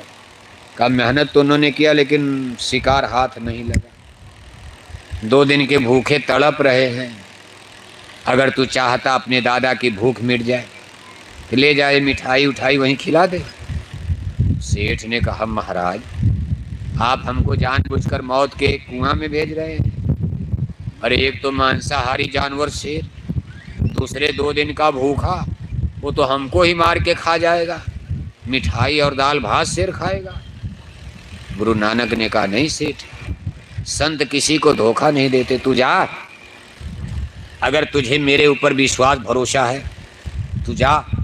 जब तू शेर के सामने पड़ेगा, नज़र से नज़र मिलेगी, मैं अपनी आध्यात्मिक शक्ति के बल पर शेर को ऐसी ताकत प्रदान करूंगा कि उसको अपना पूर्व जन्म याद आ जाएगा, वो तुमको अपने बेटे के रूप में पहचान जाएगा, और वो आदमी की बोली बोलने लगेगा। तुम उस शेर से बात करना, वो आदमी की भाषा में सब बताएगा। अब शेर जी को भरोसा तो हुआ नहीं कि कलयुग में आज शेर आदमी की भाषा बोलेगा। त्रेता द्वापर में तो सुना जाता किस्सा कहानी में कि जानवर जो है आदमी की बोली, आदमी जानवर की बोली, आदमी जानवर की बात जानता था, जानवर आदमी की बात जानता था। अब ये सब तो कहानी के रूप में सुना जाता, लेकिन कलयुग में तो कभी ऐसा देखा नहीं गया। शेर जी इस कलयुग में, गुरु नानक कलयुग में, बाबर सम्राट मुसलमान राज में, शेर जी को भरोसा नहीं हो रहा है कि शेर आदमी की बोली बोलने लगेगा। लेकिन चूंकि गुरु जी कह रहे हैं और नानक जी महाराज ऐसे संत बोल रहे, तो शेर जी ने कहा चलो आज इनकी परीक्षा हो जाएगी, क्या देखा जाएगा। अब अपना सब मिठाई उठाई थाली में भरे, डरते डरते, डर भी लग रहा कि अगर कहीं गुरु जी की बात गलत होगी तब तो राम नाम सत्य हो जाएगा। जब शेर के करीब पीपल के पेड़ के पास पहुँचे, तो झाड़ में छिपा हुआ शेर जब आदमी के आने की आहट सुना तो खूंखार बन करके दहाड़ता हुआ, अब शेर की गर्जना सुन करके हाथी हिल जाता। शेर जी बेचारे डर के मारे जमीन पर घस दे बैठ गए, डर गए, अब तो गए, अब जान गई, अब बचेंगे नहीं, गुरु जी ने धोखा दे दिया। लेकिन जब शेर सामने आया, आँख से आँख मिली, तो शेर बिल्कुल नॉर्मल हो जाता, ठंडा हो जाता, उसका क्रोध गुस्सा बिल्कुल ठंडा हो गया। जैसे कोई पालतू कुत्ता अपने सर को अपने मालिक की गोद में रख करके बैठ जाता, ऐसे शेर जो है अपने सर को शेर की गोद में रख करके बैठ गया और आदमी की बोली बोलना शुरू, कहा बेटा। आदमी की बोली बोल दिया, तुरंत कहा बेटा। इस जन्म में मुझको बड़ी तकलीफ है। मैं लाहौर का सबसे बड़ा सेठ था। मेरी कितनी बड़ी बड़ी कोठी हवेली आज भी लाहौर में है। मैंने बड़े मंदिर देवालय शिवालय में चंदा चुटकी दिया। मेरे बनवाए हुए मंदिर देवालय आज भी मौजूद हैं। मैं साल में 2 बार पैदल चलकर पंजाब से हरिद्वार हर की पौड़ी पर गंगा मैया में पैदल नहाने जाता था। मैंने दान किया, पुण्य किया, बहुत कुछ किया, लेकिन बेटा मैं शेर बन गया। और आज ये जन्म में मुझे तकलीफ, 2 दिन का मैं भूखा हूँ। सेठ जी ने सब मिठाई उठाई सामने किया। उनको देखकर आश्चर्य हो रहा है कि सब मिठाई। अब शेर जो है वो शाकाहारी नहीं होता, शेर दाल भात खाता है। लेकिन आज देखो संत का प्रसाद, शेर ने खा लिया, मिठाई खा गया, दाल जो भी गया था, हलवा पूड़ी सब। और खाने के बाद तब सेठ जी ने प्रश्न किया, शंका हो गई। कहा पिताजी आप तो धर्मात्मा थे। हे बच्चा, हे पानी बंद करो भाई, जिसको पीना जाके पी लेंगे, आप वहाँ बैठो छाया में, इधर किनारे पानी लेके बैठ जाइए। अरे 2 घंटा में कोई मर जाएगा। 9 दिन के नवरात्रि में लोग दिन दिन भर पानी नहीं पीते हैं, तपस्या मिलना उनको कुछ मिलता भी नहीं। आप तो सत्संग सुनने है, 2 घंटा बर्दाश्त करो। भंडारा हमारे भाई नाथूराम जी का भंडारा बनी रहा, चूल्हा चाकी हम लगे हैं, शायद लगे हैं, पूरी निकल रही, आराम से भी मिलेगा आपको। ऐसा अध्यक्ष जल्दी मिलेगा नहीं, भंडारे में लग गए। भंडारी उनके पास होंगे ही नहीं, क्या करें बेचारे। उन्हीं को पूरी उड़ी आटा उटा सब बनाना पड़ेगा, सब चौकी लगाओ, ये लगाओ, बिस्तर लगाओ। लेकिन ये सेवा है, जो जितना करेगा पाएगा। इसमें कोई कुर्सी अध्यक्षी के मतलब नहीं, सबको करना चाहिए। इन हाथों से जो पाप हुआ, गुरु की सेवा भक्ति से ही बर्तन मलोगे, लकड़ी काटोगे, आटा मलोगे, कि हाथ की रेखाएं मिटेंगी, कर्म कर्जा उतरेगा। इसलिए सेवा का बड़ा महत्व है। तन की सेवा, धन की सेवा। देखो आप, सेठ जी प्रश्न करते हैं, पिताजी आप तो शाकाहारी थे, कभी जीवन में मांस नहीं खाए। दूसरे आप इतने पुजारी की, आप इतने भक्ति किए, पूजा किए, धर्म कर्म किए। हम तो सोचते थे इतना पूजा पाठ करने के बाद आप वैकुंठ चले गए होंगे, और आप शेर बनकर यहाँ भटक रहे हैं।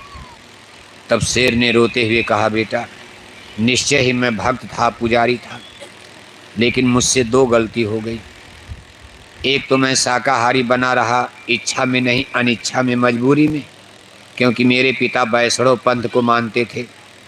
वैष्णव पंथ हिंदू धर्म की ऐसी शाखा है जिसमें लहसुन प्याज भी नहीं खाया जाता। कहा मेरे माता पिता वैष्णव पंथी थे, इसलिए मेरे चूल्हे पर मछली अंडा पकता ही नहीं था, और माता पिता के डर के मारे मैंने जीवन में कभी मांस नहीं खाया। लेकिन मेरी मांस खाने की इच्छा बनी रहती थी, कहीं मैं देखता था तो लालच आ जाती थी। और जिस दिन मैं मरने लगा उस दिन एक घटना घट गई। पड़ोसी के चूल्हे पर मांस पक रही थी, उसकी गंध मेरी नाक में पड़ी, मेरी मांस खाने की इच्छा और तेज हो गई, और उसी इच्छा में मेरे प्राण निकल गए। अब जह आशा तह बाशा, इस सिद्धांत के मुताबिक परमेश्वर ने मुझको मांसाहारी जानवर शेर बना करके पैदा कर दिया कि तूने उस जन्म में मांस नहीं खाई, लेकिन तेरी इच्छा है तू जा जीवन भर मांस ही खाए। मांस खा करके जब इससे पूर्ण हो जाना, तब तुमको फिर अब कई जन्म इसी तरह मांसाहारी शेर बनाएंगे, बाघ बनाएंगे, भालू बनाएंगे, कुत्ता बनाएंगे, बिल्ला बनाएंगे, ये बनाएंगे, कीड़ा मकोड़ा बनाएंगे। मांस खाते खाते खाते खाते जब ऊब जाएगा मन, तब फिर मानव जन्म में वापस लाया जाएगा। मानव जन्म तो बड़े भाग से, मानव जन्म मांस खाने के लिए नहीं, गाय भी मांस खाने के लिए नहीं। गाय में देखो भगवान ने जानवर में भी देखा, गाय जो है मांस खाने के लिए नहीं, बकरी मांस खाने के लिए नहीं, लेकिन कुत्ता, बिल्ला, शेर, चीता, गैंडा, ये वो, गीदड़ है, शियार है, सब मांस खाओ आप। उसमें मांस खाना, उसमें जाओ आप। बड़े भाग मानुष तन पावा। भगवान कहते भाई ये तो धोखा हो गया, इनको मानव क्यों बना दिया। अपने अधिकारियों को डांटते हैं कि जब इस आदमी को मांस खाना था तो मानव क्यों बना दिया, ले जाओ इसको फिर जल्दी। तो वो जल्दी जल्दी मार काट करके कहाँ ले जाते हैं, आदमी से निकाल कर ले जाएंगे, शेर बनाएंगे, बाघ बनाएंगे, कुत्ता बनाएंगे, कुतिया बनाएंगे। कहा बड़े घरन के बूचिया, सतसंग सुनन ना जाए, और ते ही कारण कुतिया बनी, और घर घर लबदा कुतिया बना दिया। मानव जन्म पाकर मांस खाए, पशु पक्षी हिंसा हत्या क्या, कुत्ता कुतिया बना दिया। जाओ जीवन भर सूखी हड्डी, मरे जानवर गाय बैल भैंस सूखी हड्डी लेकर कुतिया कुत्ता दौड़ते रहते हैं। मानव जन्म में ये संभावना है, अगर एक बार हो भी गया तो डाल देंगे नाराज होकर उसी कुत्ता बिल्ला में, 4 खान 84 में आकर 4 लक्ष्य 84 योनि भ्रमत ये जीव अविनाशी। मानव जन्म फिर कई मुद्दत बीत जाएगी, उसमें मन भर जाएगा, खाते खाते मांस हड्डी, कई जन्म भय कीट पतंगा। यह तन दुर्लभ तुमने पाया, जन्म कोटि भटका जब खाया। 1-2 हजार नहीं, करोड़ों जन्म मरण। तब भगवान कहते हैं इनको फिर मानव जन्म में ले चलो, टेस्ट करते हैं। फिर मानव जन्म में ले आए, मान लो फिर मांस खाना शुरू कर दिया, फिर नाराज, तब फिर ले चलो इसी में डालो इसको। जब तक सुधार नहीं लेंगे तब तक जन्म मरण की भट्ठी में जीव को कूटा जाता। कूटा माने जहाँ धान कूटा जाता, उसकी भूसी उसी छुड़ाई जाती। जैसे सोनार सोने को आग में जलाता है, तपाता, उसके कूड़े कचरे गंदगी को साफ करने के लिए सोने को आग में सोनार जलाता। जब तक शुद्ध सोना ना हो जाए फिर आग में जलाएगा, फिर जलाएगा, फिर जलाएगा। जब बिल्कुल 100% शुद्ध हो गया तब उसको जमा करके सिल्ली बना देता, गहने बन जाते। इसी तरह से जीव के स्वभाव संस्कार, जब तक मन ये गंदा रहेगा तब तक इसी नरकों में 84 में मानव जन्म पाकर किसी की बहन बेटी नहीं पहचान रहे तो भगवान नारायण, ए मानव जन्म लायक नहीं, ले चलो इनको कुत्ता बना दो। अब देखो कुत्ता बनकर, कामी कुत्ता बनकर किस तरह से आदमी काम वासना में कुत्ता दौड़ता रहता, सड़कों पर जान चली जाती, एक्सीडेंट हो जाता, लेकिन कामी कुत्ता अपने जान को दे देता काम वासना में। इसी तरह गाय में, बैल में, कुत्ता में, बिल्ला में, जानवर में डाल देते हैं। कभी ये मानव जन्म के योग्य है ही नहीं। मानव जन्म तो भगवान के भजन के लिए मिला।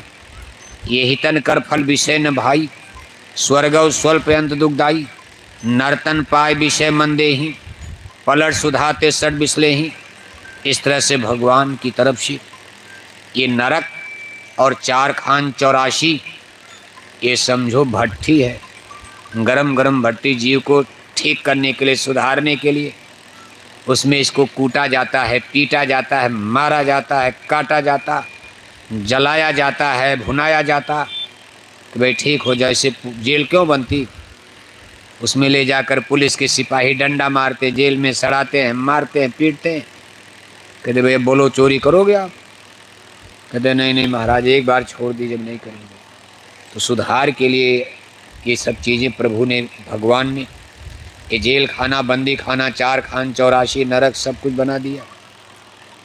तो कहते भाई कि अब देखो शेर जी पूछ रहे, शेर की तरफ से जवाब आ रहा कि मैं शाकाहारी मजबूरी में रहा। कहते भाई दूसरी मुझसे गलती हो गई कि मैं निगुरा रह गया। निगुरा, मैंने पूजा पाठ, धर्म कर्म, देवालय शिवालय, मंदिर, चंदा उंदा तो बहुत दिया। मैंने मंदिर बनवाए, देवालय शिवालय बनवाए। मैं गंगा मैया में स्नान करने पैदल हरिद्वार भी जाता था, लेकिन मुझसे गलती क्या, मैंने गुरु नहीं किया, निगुरा रह गया।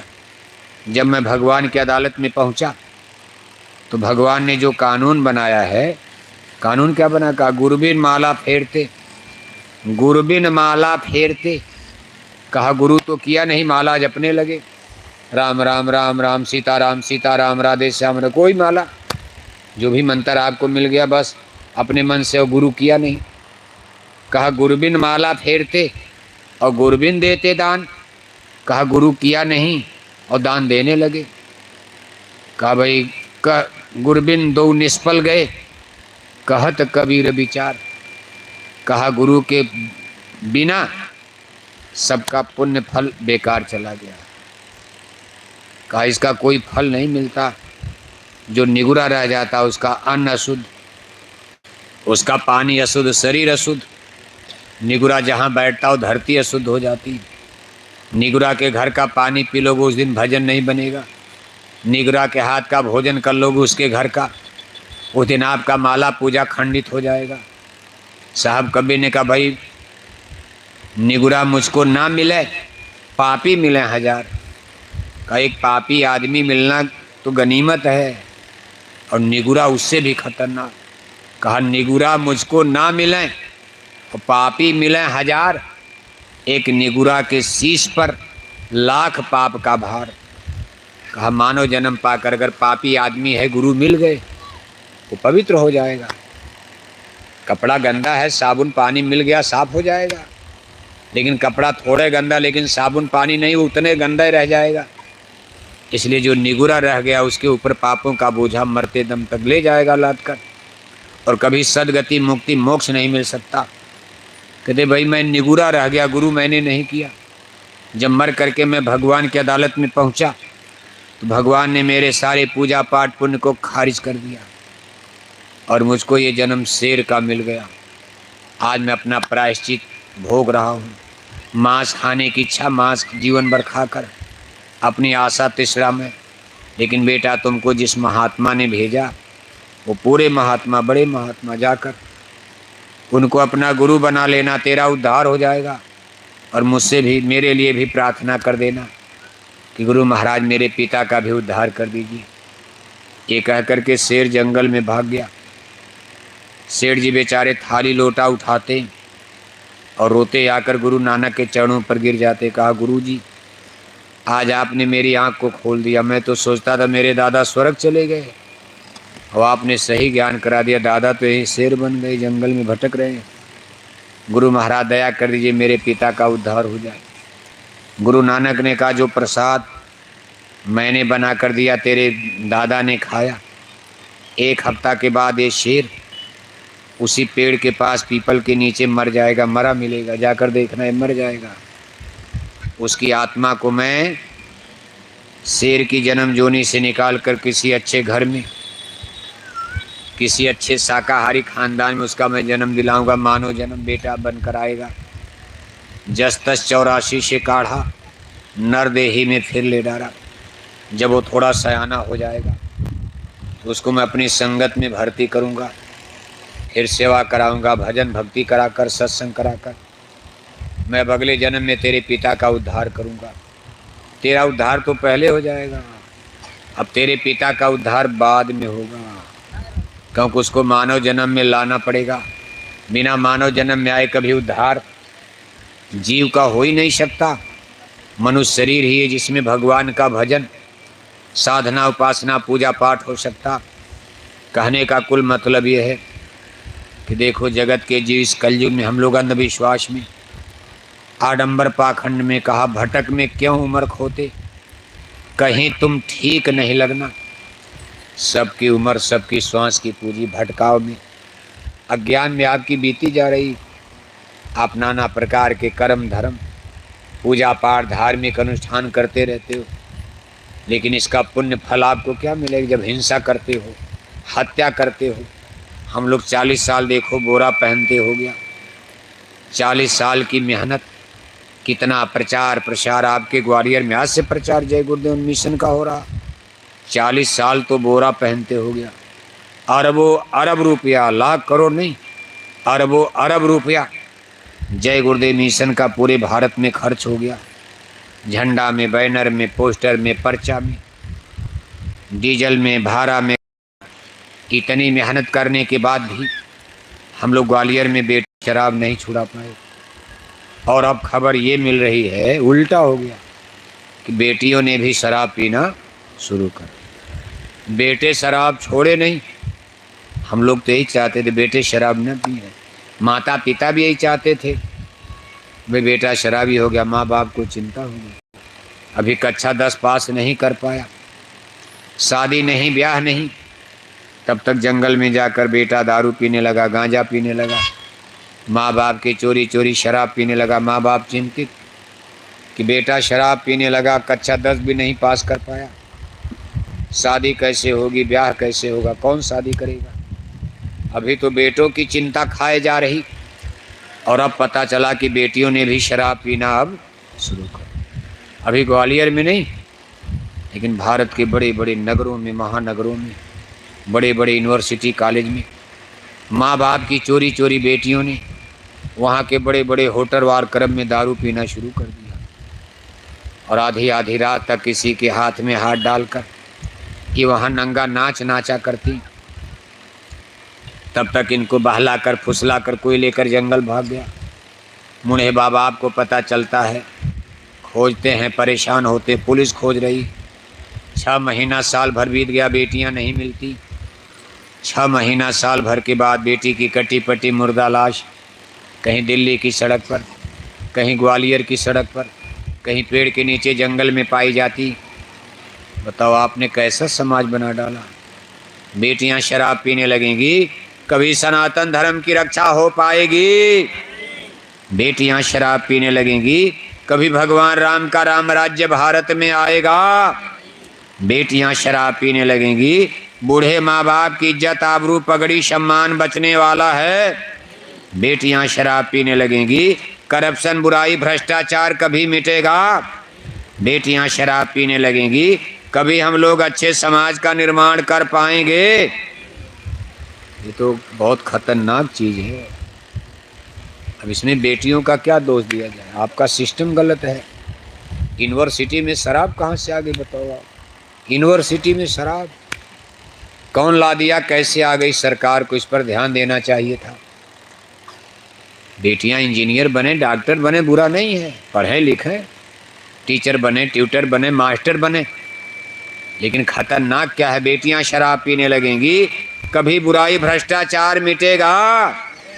खतरा तो इस बात को लेकर है, और इसी बात का जय गुरुदेव मिशन की तरफ से घोर प्रचार। अब तो देखो गांव गांव घर घर जाकर पूज महाराज जी ने आदेश दिया, भाई एक एक गांव गोद ले लो, जल्दी जल्दी गांव गांव घर घर तक गुरु महाराज का शाकाहारी धर्म का संदेश, जिसको सनातन धर्म कहते हैं। शाकाहारी धर्म का मतलब सनातन धर्म, सीधे सीधे समझो आप। सनातन धर्म माने ये धर्म नहीं कि मछली खाओ, शराब पियो। सनातन धर्म का मतलब शाकाहारी धर्म। शाकाहारी धर्म का मतलब सच्चा धर्म। सच्चा धर्म का मतलब भगवान राम का धर्म, भगवान कृष्ण का धर्म, हमारी रामायण का लिखा हुआ धर्म, हमारी गीता का वर्णित धर्म, वेदों में बयान किया हुआ सच्चा धर्म, इसको शाकाहारी धर्म कहा जाता है।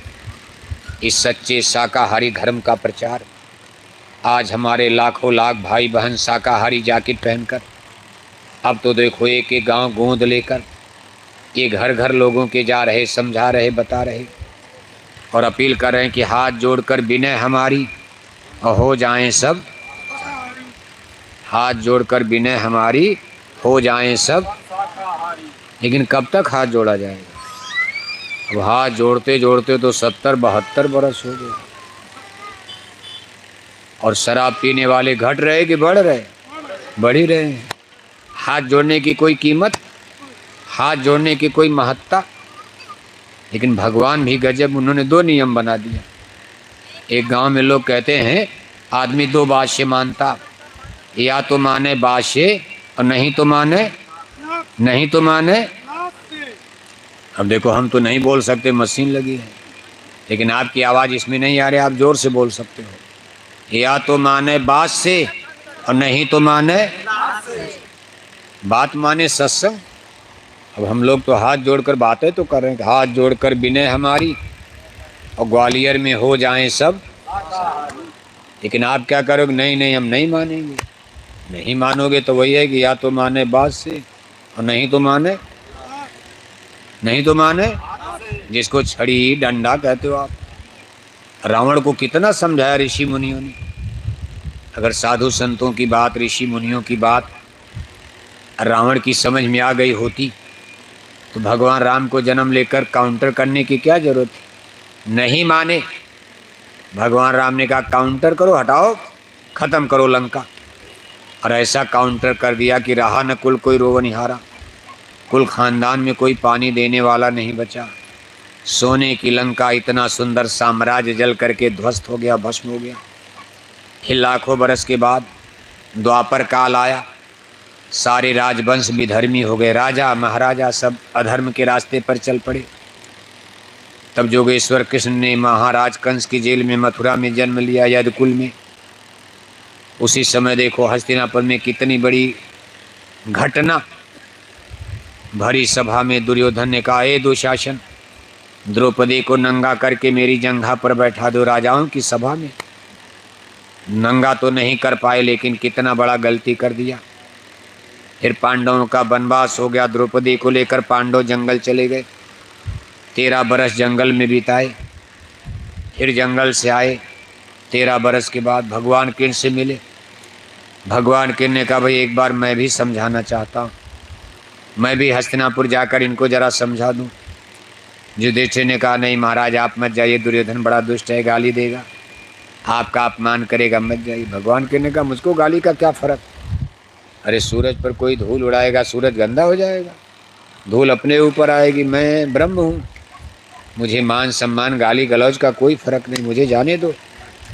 और देखो भगवान श्री कृष्ण हस्तिनापुर गए, भरी सभा में जाकर के कहा, भगवान हस्तिनापुर आए, संदेश पांडवों का लाए, दुर्योधन को समझाने को, अब महाविनाश बचाने को। हर कुरु सभा में बोल रहे, सबके भावों को तोल रहे। सभा लग गई, भगवान कृष्ण का भाषण शुरू हो गया, समझा रहे हैं कि भाई अगर एक दुर्योधन मान जाएगा तो तमाम रानियां बेवा होने से बच जाएंगी, तमाम राजा महाराजा मरने से बच जाएंगे, राजवंश बच जाएंगे, और एक दुर्योधन के कारण दुनिया का इतना बड़ा नुकसान हो जाएगा। कहा हर कुरु सभा में बोल रहे, सबके भावों को तोल रहे। अचानक दुर्योधन बोल पड़ा, सारा सन्नाटा तोड़ चला, ऐ ग्वाला भाषण बंद करो, पकड़ो इसको अब कैद करो। ये अहंकार की भाषा थी, इसमें न शांति की आशा थी। जब नाश मनुष्य पर छाता है, बुद्धि विनाश कर जाता है। दुर्योधन हरि को बांधने चला, बांधने माने गिरफ्तार करने चल दिया। अपने सिपाहियों को लेकर कहा, इस ग्वाले को पकड़ लो। देखो भगवान कृष्ण को उसने गाली दे दिया, यानी भगवान श्री कृष्ण समझा रहे और नीच दुर्योधन ने, उनको दुष्ट दुर्योधन ने गाली दे दिया और कहा, इस ग्वाले को बंद करके गिरफ्तार करो, जेल में डाल दो। जब तक हम पांडवों को मार नहीं डालेंगे इस ग्वाले को छोड़ेंगे नहीं, और पांडवों को मारने के बाद हम इस ग्वाले को भी मार डालेंगे। तो हरि हंसे चल दिए, निकल गए। भगवान श्री कृष्ण हंसने लगे, अरे कहा हमको तो बांधेगा, अरे दुर्योधन तू हमको बांधेगा, बताओ भगवान को कोई बांधेगा? भगवान को माँ जसोदा ने बांध लिया, प्रेम में बांध लिया, माँ तो बांध सकती। सेबरी ने जूठा बेर खिला दिया, प्रेम में खिला दिया, लेकिन रावण नहीं कुछ कर पाया भगवान राम का। सेबरी ने तो जूठा बेर खिला दिया, कोई भगवान पागल नहीं थे, प्रेम में खा लिया, प्रेम में सब हो जाता। लेकिन अहंकारियों का अहंकार भी भगवान खुद खाते। कहा हरि हंसे चल दिए, निकल गए। जहाँ पांडव थे वहाँ पहुँच गए, करुणा सिंधु करुणा सागर। एकाएक आज कठोर बने, कहा नाराज हो गए, कठोर बन गए। जिनको दया सिंधु दया सागर कहा जाता, आज वो देखो नाराज हो कर के उन्होंने हुंकार भर दिया। अब वो भगवान का भाषण था, गलत होगा, नेता लीडर का भाषण तो गलत हो सकता। भगवान नाराज होकर बोल दिए, कहा याचना नहीं अब रण होगा, आगे अब घोर समर होगा। शिव नेत्र तीसरा खोलेंगे, सब दिग दिगंत अब डोलेंगे, सब राजवंश टकराएंगे, सब मिट्टी में मिल जाएंगे। कहा सब राजा महाराजा मारे जाएंगे, बचाएगा कोई नहीं। जब भगवान ने घोषणा कर दिया, कोई बचा पाएगा? इसलिए भगवान की घोषणा हो गई है कि आगे कोरोना का दादा आ रहा, कोई एमपी एमएलए बचा पाएगा? भगवान की घोषणा हो गई है कि राख बनेंगे महानगर तक, एटम के अंगारों से पत्ता पत्ता झुलस जाएगा, विश्व युद्ध टंकारों से महाशक्तियाँ दुनिया भर की मिट्टी में मिल जाएंगी। क्रूर विधर्मी मानव की तब अकल ठिकाने आएगी, मानव की क्या पेश चलेगी, अंबर तक फट जाएगा, इस धरती का सारा आंगन लाशों से पट जाएगा। अगर ये भगवान का फैसला हो गया, अब कोई एमपी एमएलए मंत्री मिनिस्टर बचाएगा? भगवान का फैसला हो गया। अभी आपने बाढ़ नहीं देखा, अभी आपने सूखा नहीं देखा, अभी आपने भूकंप नहीं देखा, अभी आपने हिंदू मुसलमान का झगड़ा नहीं देखा, अभी आपने अणुबम परमाणु बम की लड़ाई नहीं देखी। एक दो मुसीबत नहीं, दुनिया पर कहर बरसने जा रहा। और दिन में आसमान में तारे नजर आएंगे। उस दिन लोगों को याद आएगा गुरु महाराज की वाणी, पूज्य महाराज जी की अपील याद आएगी कि हाथ जोड़कर विनय हमारी हो जाएं सब। तब याद आएगा भाई हाथ जोड़ रहा था कोई, हमने बातों पर ध्यान नहीं दिया और हाथ जोड़ना अब बंद हो गया। फिर वही बात आ गई, या तो माने बात से और नहीं तो माने। आपकी जैकेट पहनने से कोई शाकाहारी बन रहा है? ग्वालियर तो कम होता जा रहा है। पहले तो कितनी भीड़ आती, इसी में से देखो छटते जा रहे, ज़्यादा होने को कौन के कम में होते जा रहे। लेकिन एक ही हनुमान काफ़ी था, एक ही हनुमान लंका के लिए काफ़ी नहीं हो गए। गुरु महाराज कहते थे बच्चा सब चले जाओ, मैं अपना काम लकड़ी से करा लूँगा, भूतों से करा लूँगा, पेड़ की पत्ती से करा लूँगा। जब भगवान का काम है तो भगवान हमारे आपके भरोसे रहेंगे। इसलिए बहुत बड़ा देश दुनिया में परिवर्तन होगा और उसका आधार यही शाकाहारी धर्म बनने जा रहा, बल्कि बनने नहीं जा रहा, शाकाहारी धर्म ही सही धर्म है, यही सत्य है, यही सनातन है। जहाँ हिंसा हत्या होने लगी वो धर्म है ही नहीं। चाहे हिंदू मुसलमान कितनों दावा करो, तिलक टीका लगाओ, कथा कीर्तन करो, जहाँ पशु पक्षी मारे जा रहे वहाँ धर्म है ही नहीं। वो धर्म के नाम पर अधर्म है, धर्म के नाम पर पाप है, धर्म के नाम पर धोखा है। इसलिए प्रेमी भाई बहनों, इस सत्य धर्म का प्रचार प्रसार, इसके लिए आप अपना योगदान सहयोग देते रहना। सभी लोग शाकाहारी जैकेट पहनकर एक एक गांव गोंद लेकर गांव-गांव निकल जाओ और पूज्य महाराज जी के आदेश निर्देश के अनुसार गुरु महाराज की पत्रिका, गुरु महाराज की पर्ची, गुरु महाराज के भविष्यवाणियों की किताब घर घर आप पहुँचाओ। दो चार शब्द समय समय पर लोगों को सुनाते रहो, बताते रहो, जिससे आपकी भक्ति बढ़े। गुरु आदेश का पालन माने भक्ति कमाना, भक्ति कम बढ़ेगी तो आपको भक्ति का फल मिलेगा, और जब भक्ति का फल मिलेगा तब आपका भजन बनेगा। कान में उंगली डालोगे, घंटे संग की आवाज़ सुनाई देगी, आपका काम तो बनेगा। कोई शाकाहारी बने न बने, आपको तो मजदूरी मिलेगी, भाई आपने आदेश का पालन किया। अब कोई नहीं शाकाहारी बन पा रहा, ग्वालियर में तो आप क्या करोगे, जान दोगे आप। आपके बेटा बेटी घर परिवार में लोग नहीं मान रहे, आप शाकाहारी जैकेट पहने, आपके भाई मांसाहारी, कहीं पिता मांसाहारी, कहीं पत्नी बगावत कर रही, रिश्तेदार सब मांसाहारी, क्या करोगे, जान दे दोगे आप। आप तो समझा रहे हो, लेकिन यही आपके भले में आएगा। आपको मेहनत कर रहे, आपकी मजदूरी बन जाएगी, आपको भक्ति फल मिलेगा और आपका भजन बनेगा। इसलिए इस काम में आप लगे रहना। दूसरी चीज़, शाम को अपने घर में एक छोटी सी बैठक रोज़ बनाया करो, जो नामदानी सत्संगी भाई बहन, क्योंकि युग जमाना बहुत ख़राब है। अगर बेटा बेटियां, बच्चे बच्चियां कहीं गलत संग सोहबत में चले गए तो आपकी पगड़ी डूब जाएगी, फिर आप बच्चों को संभाल नहीं पाओगे।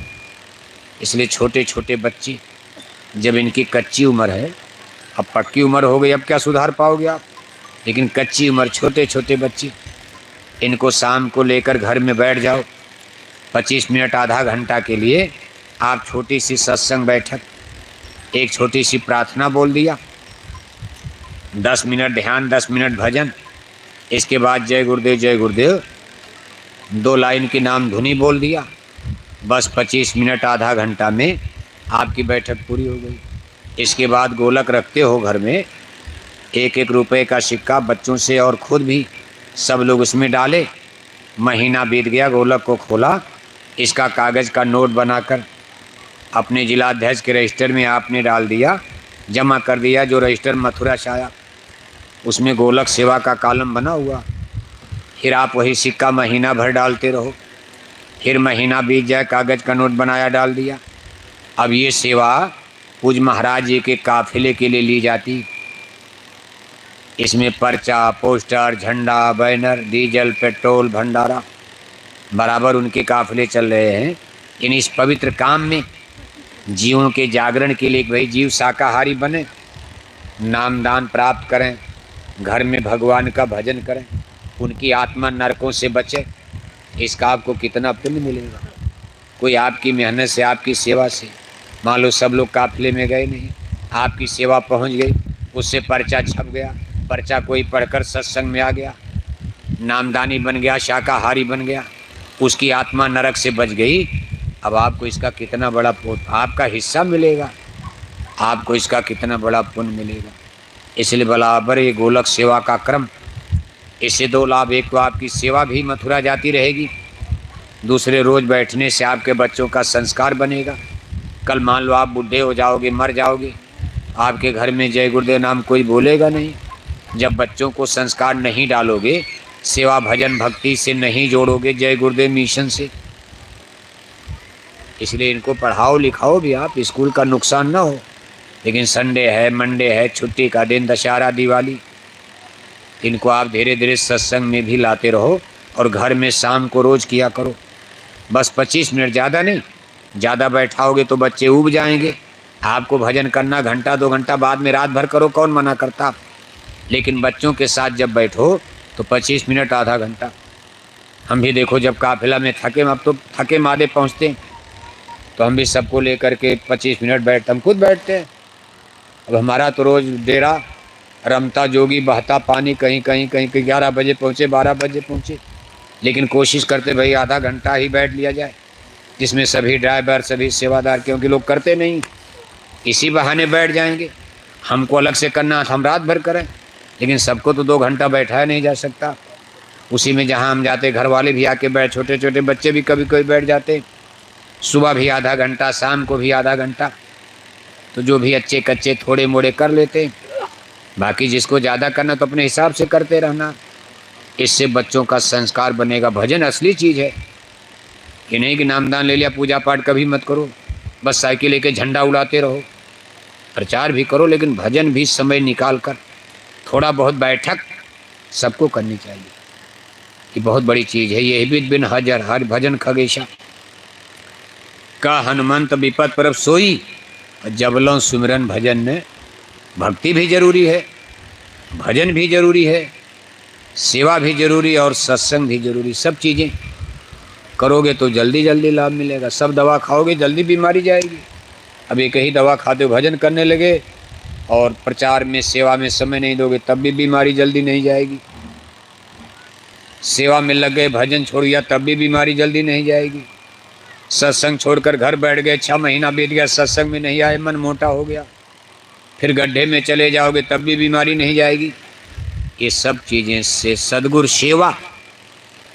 सेवा नाम कमाई, सत्संग महिमा किया बखान। सेवा, भजन, भक्त और सत्संग, ये 3 चीज़ें गुरु महाराज ने मुकर्रर किया। सबका लाभ समय समय पर लेना चाहिए। और आज आपने समय दान दिया, आप तो कम आए, देखो बहने ज़्यादा आ गई, बहने ज़्यादा आ गई। अब आत्मा है, आत्मा तो औरत मर्द, आत्मा कोई औरत मर्द होता, सबको अपनी आत्मा का कल्याण, मीराबाई ने भी कर लिया, सहजोबाई ने किया। अपनी आत्मा के कल्याण के लिए औरत मर्द और सबको करना पड़ेगा। अब ये नहीं कि आप खेती में काम करें तो सबको गेहूं की रोटी मिल जाए तो मिल जाएगी, लेकिन आप भजन करो पूरे घर को मुक्ति मिल जाएगा, ऐसा नहीं है।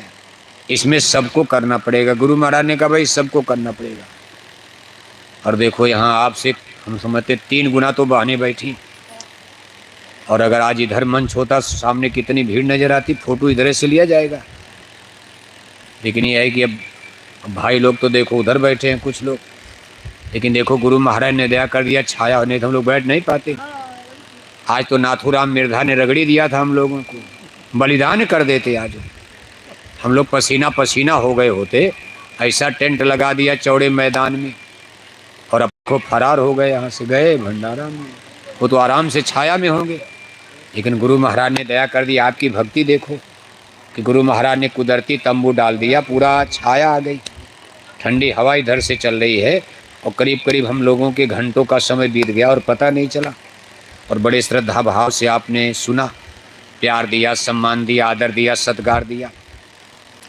अपना अपना डीजल पेट्रोल खर्च करके दूर दूर से चलकर इस व्यस्त समय में खेती गृहस्थी के काम को छोड़कर आप आए अपने अपने बाल बच्चों के साथ। हम आप सभी भाई बहनों को बहुत बहुत धन्यवाद देते हैं। सबके लिए हमारी शुभकामना। हमारे जिला संघर्ष संगठन ग्वालियर के अध्यक्ष भाई नाथूराम जी कुशवाहा जी, देखो बुजुर्ग आदमी हैं बेचारे थोड़ा, फिर भी अपना जो भी उनको टूटे फूटे अब लगे हुए हैं। नहीं तो ग्वालियर तो बिल्कुल उजड़ ही गया था। धीरे धीरे धीरे धीरे अब तो धीरे धीरे बहुत कुछ हो रहा। तो भाई नाथूराम जी वो तो बेचारे रात से ही हमको हाईवे से रिसीव किए, ले आए रातें से भोजन भंडारे में। हम तो यहाँ रात में ही आ गए थे इस गांव में। देखो बगल में घर है हमारे भाई कुशवाहा जी का। कौन कुशवाहा? भाई नंदलाल कुशवाहा जी।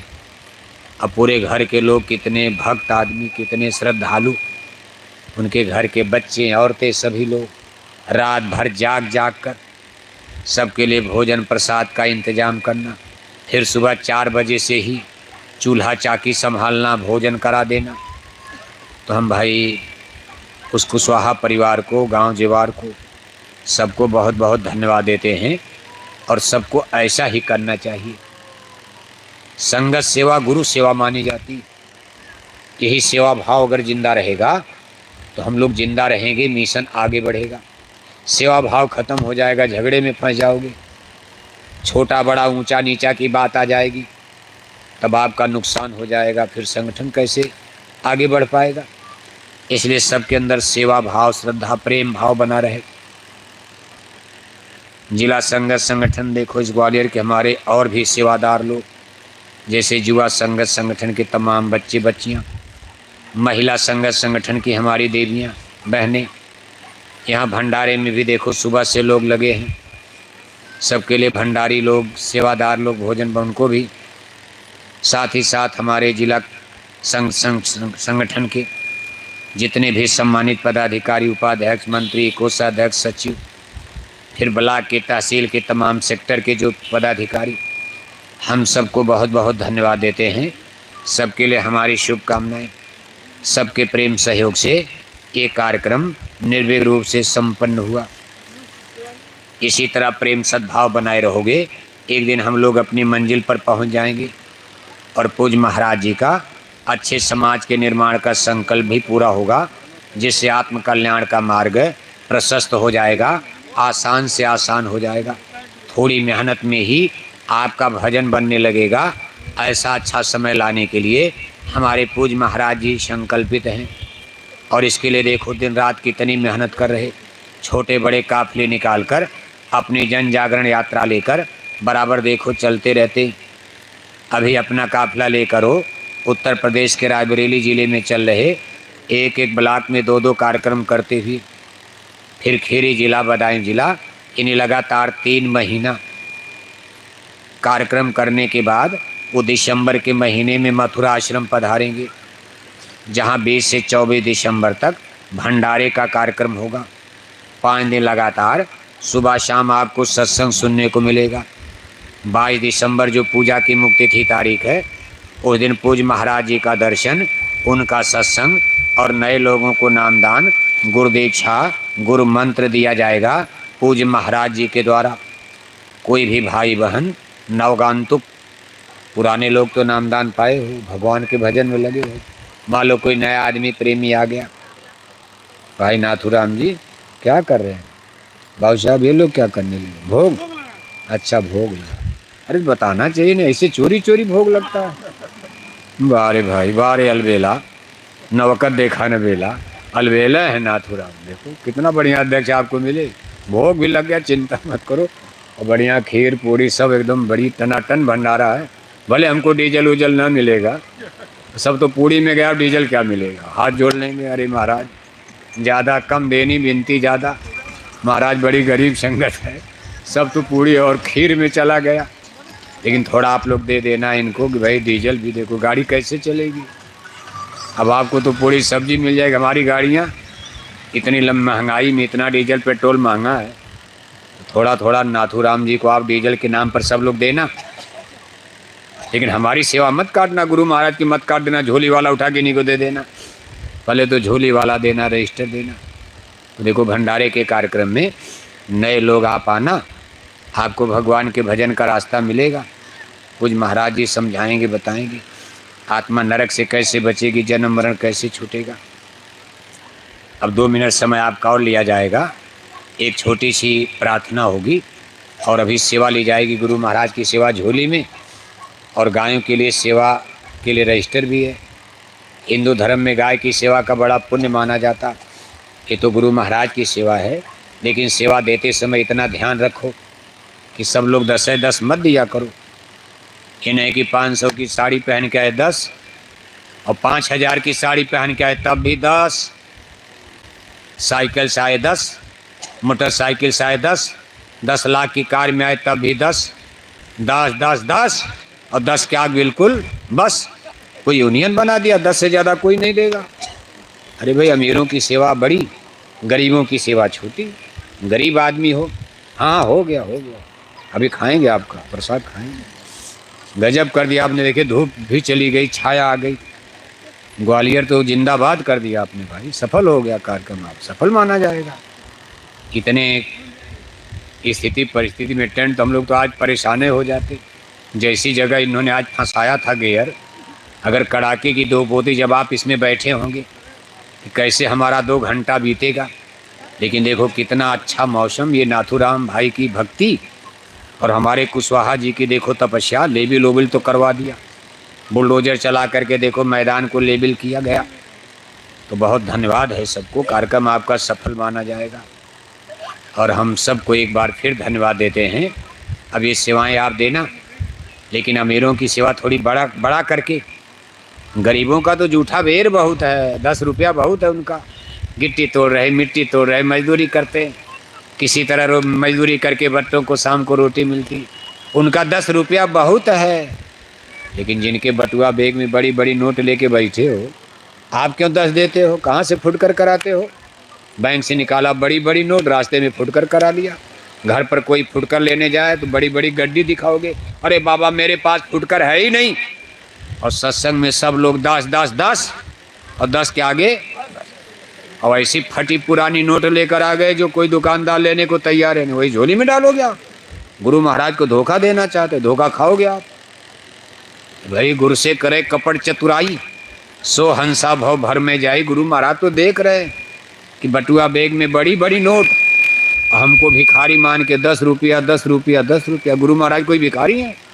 का गुर नहीं भूखा तेरे धन का, उनका धन है नाम रतन का, फिर भी तेरा उपकार करावें, भूखे नंगे को दिलवाएं। आपकी भक्ति बने, भजन बने, आपके बोझा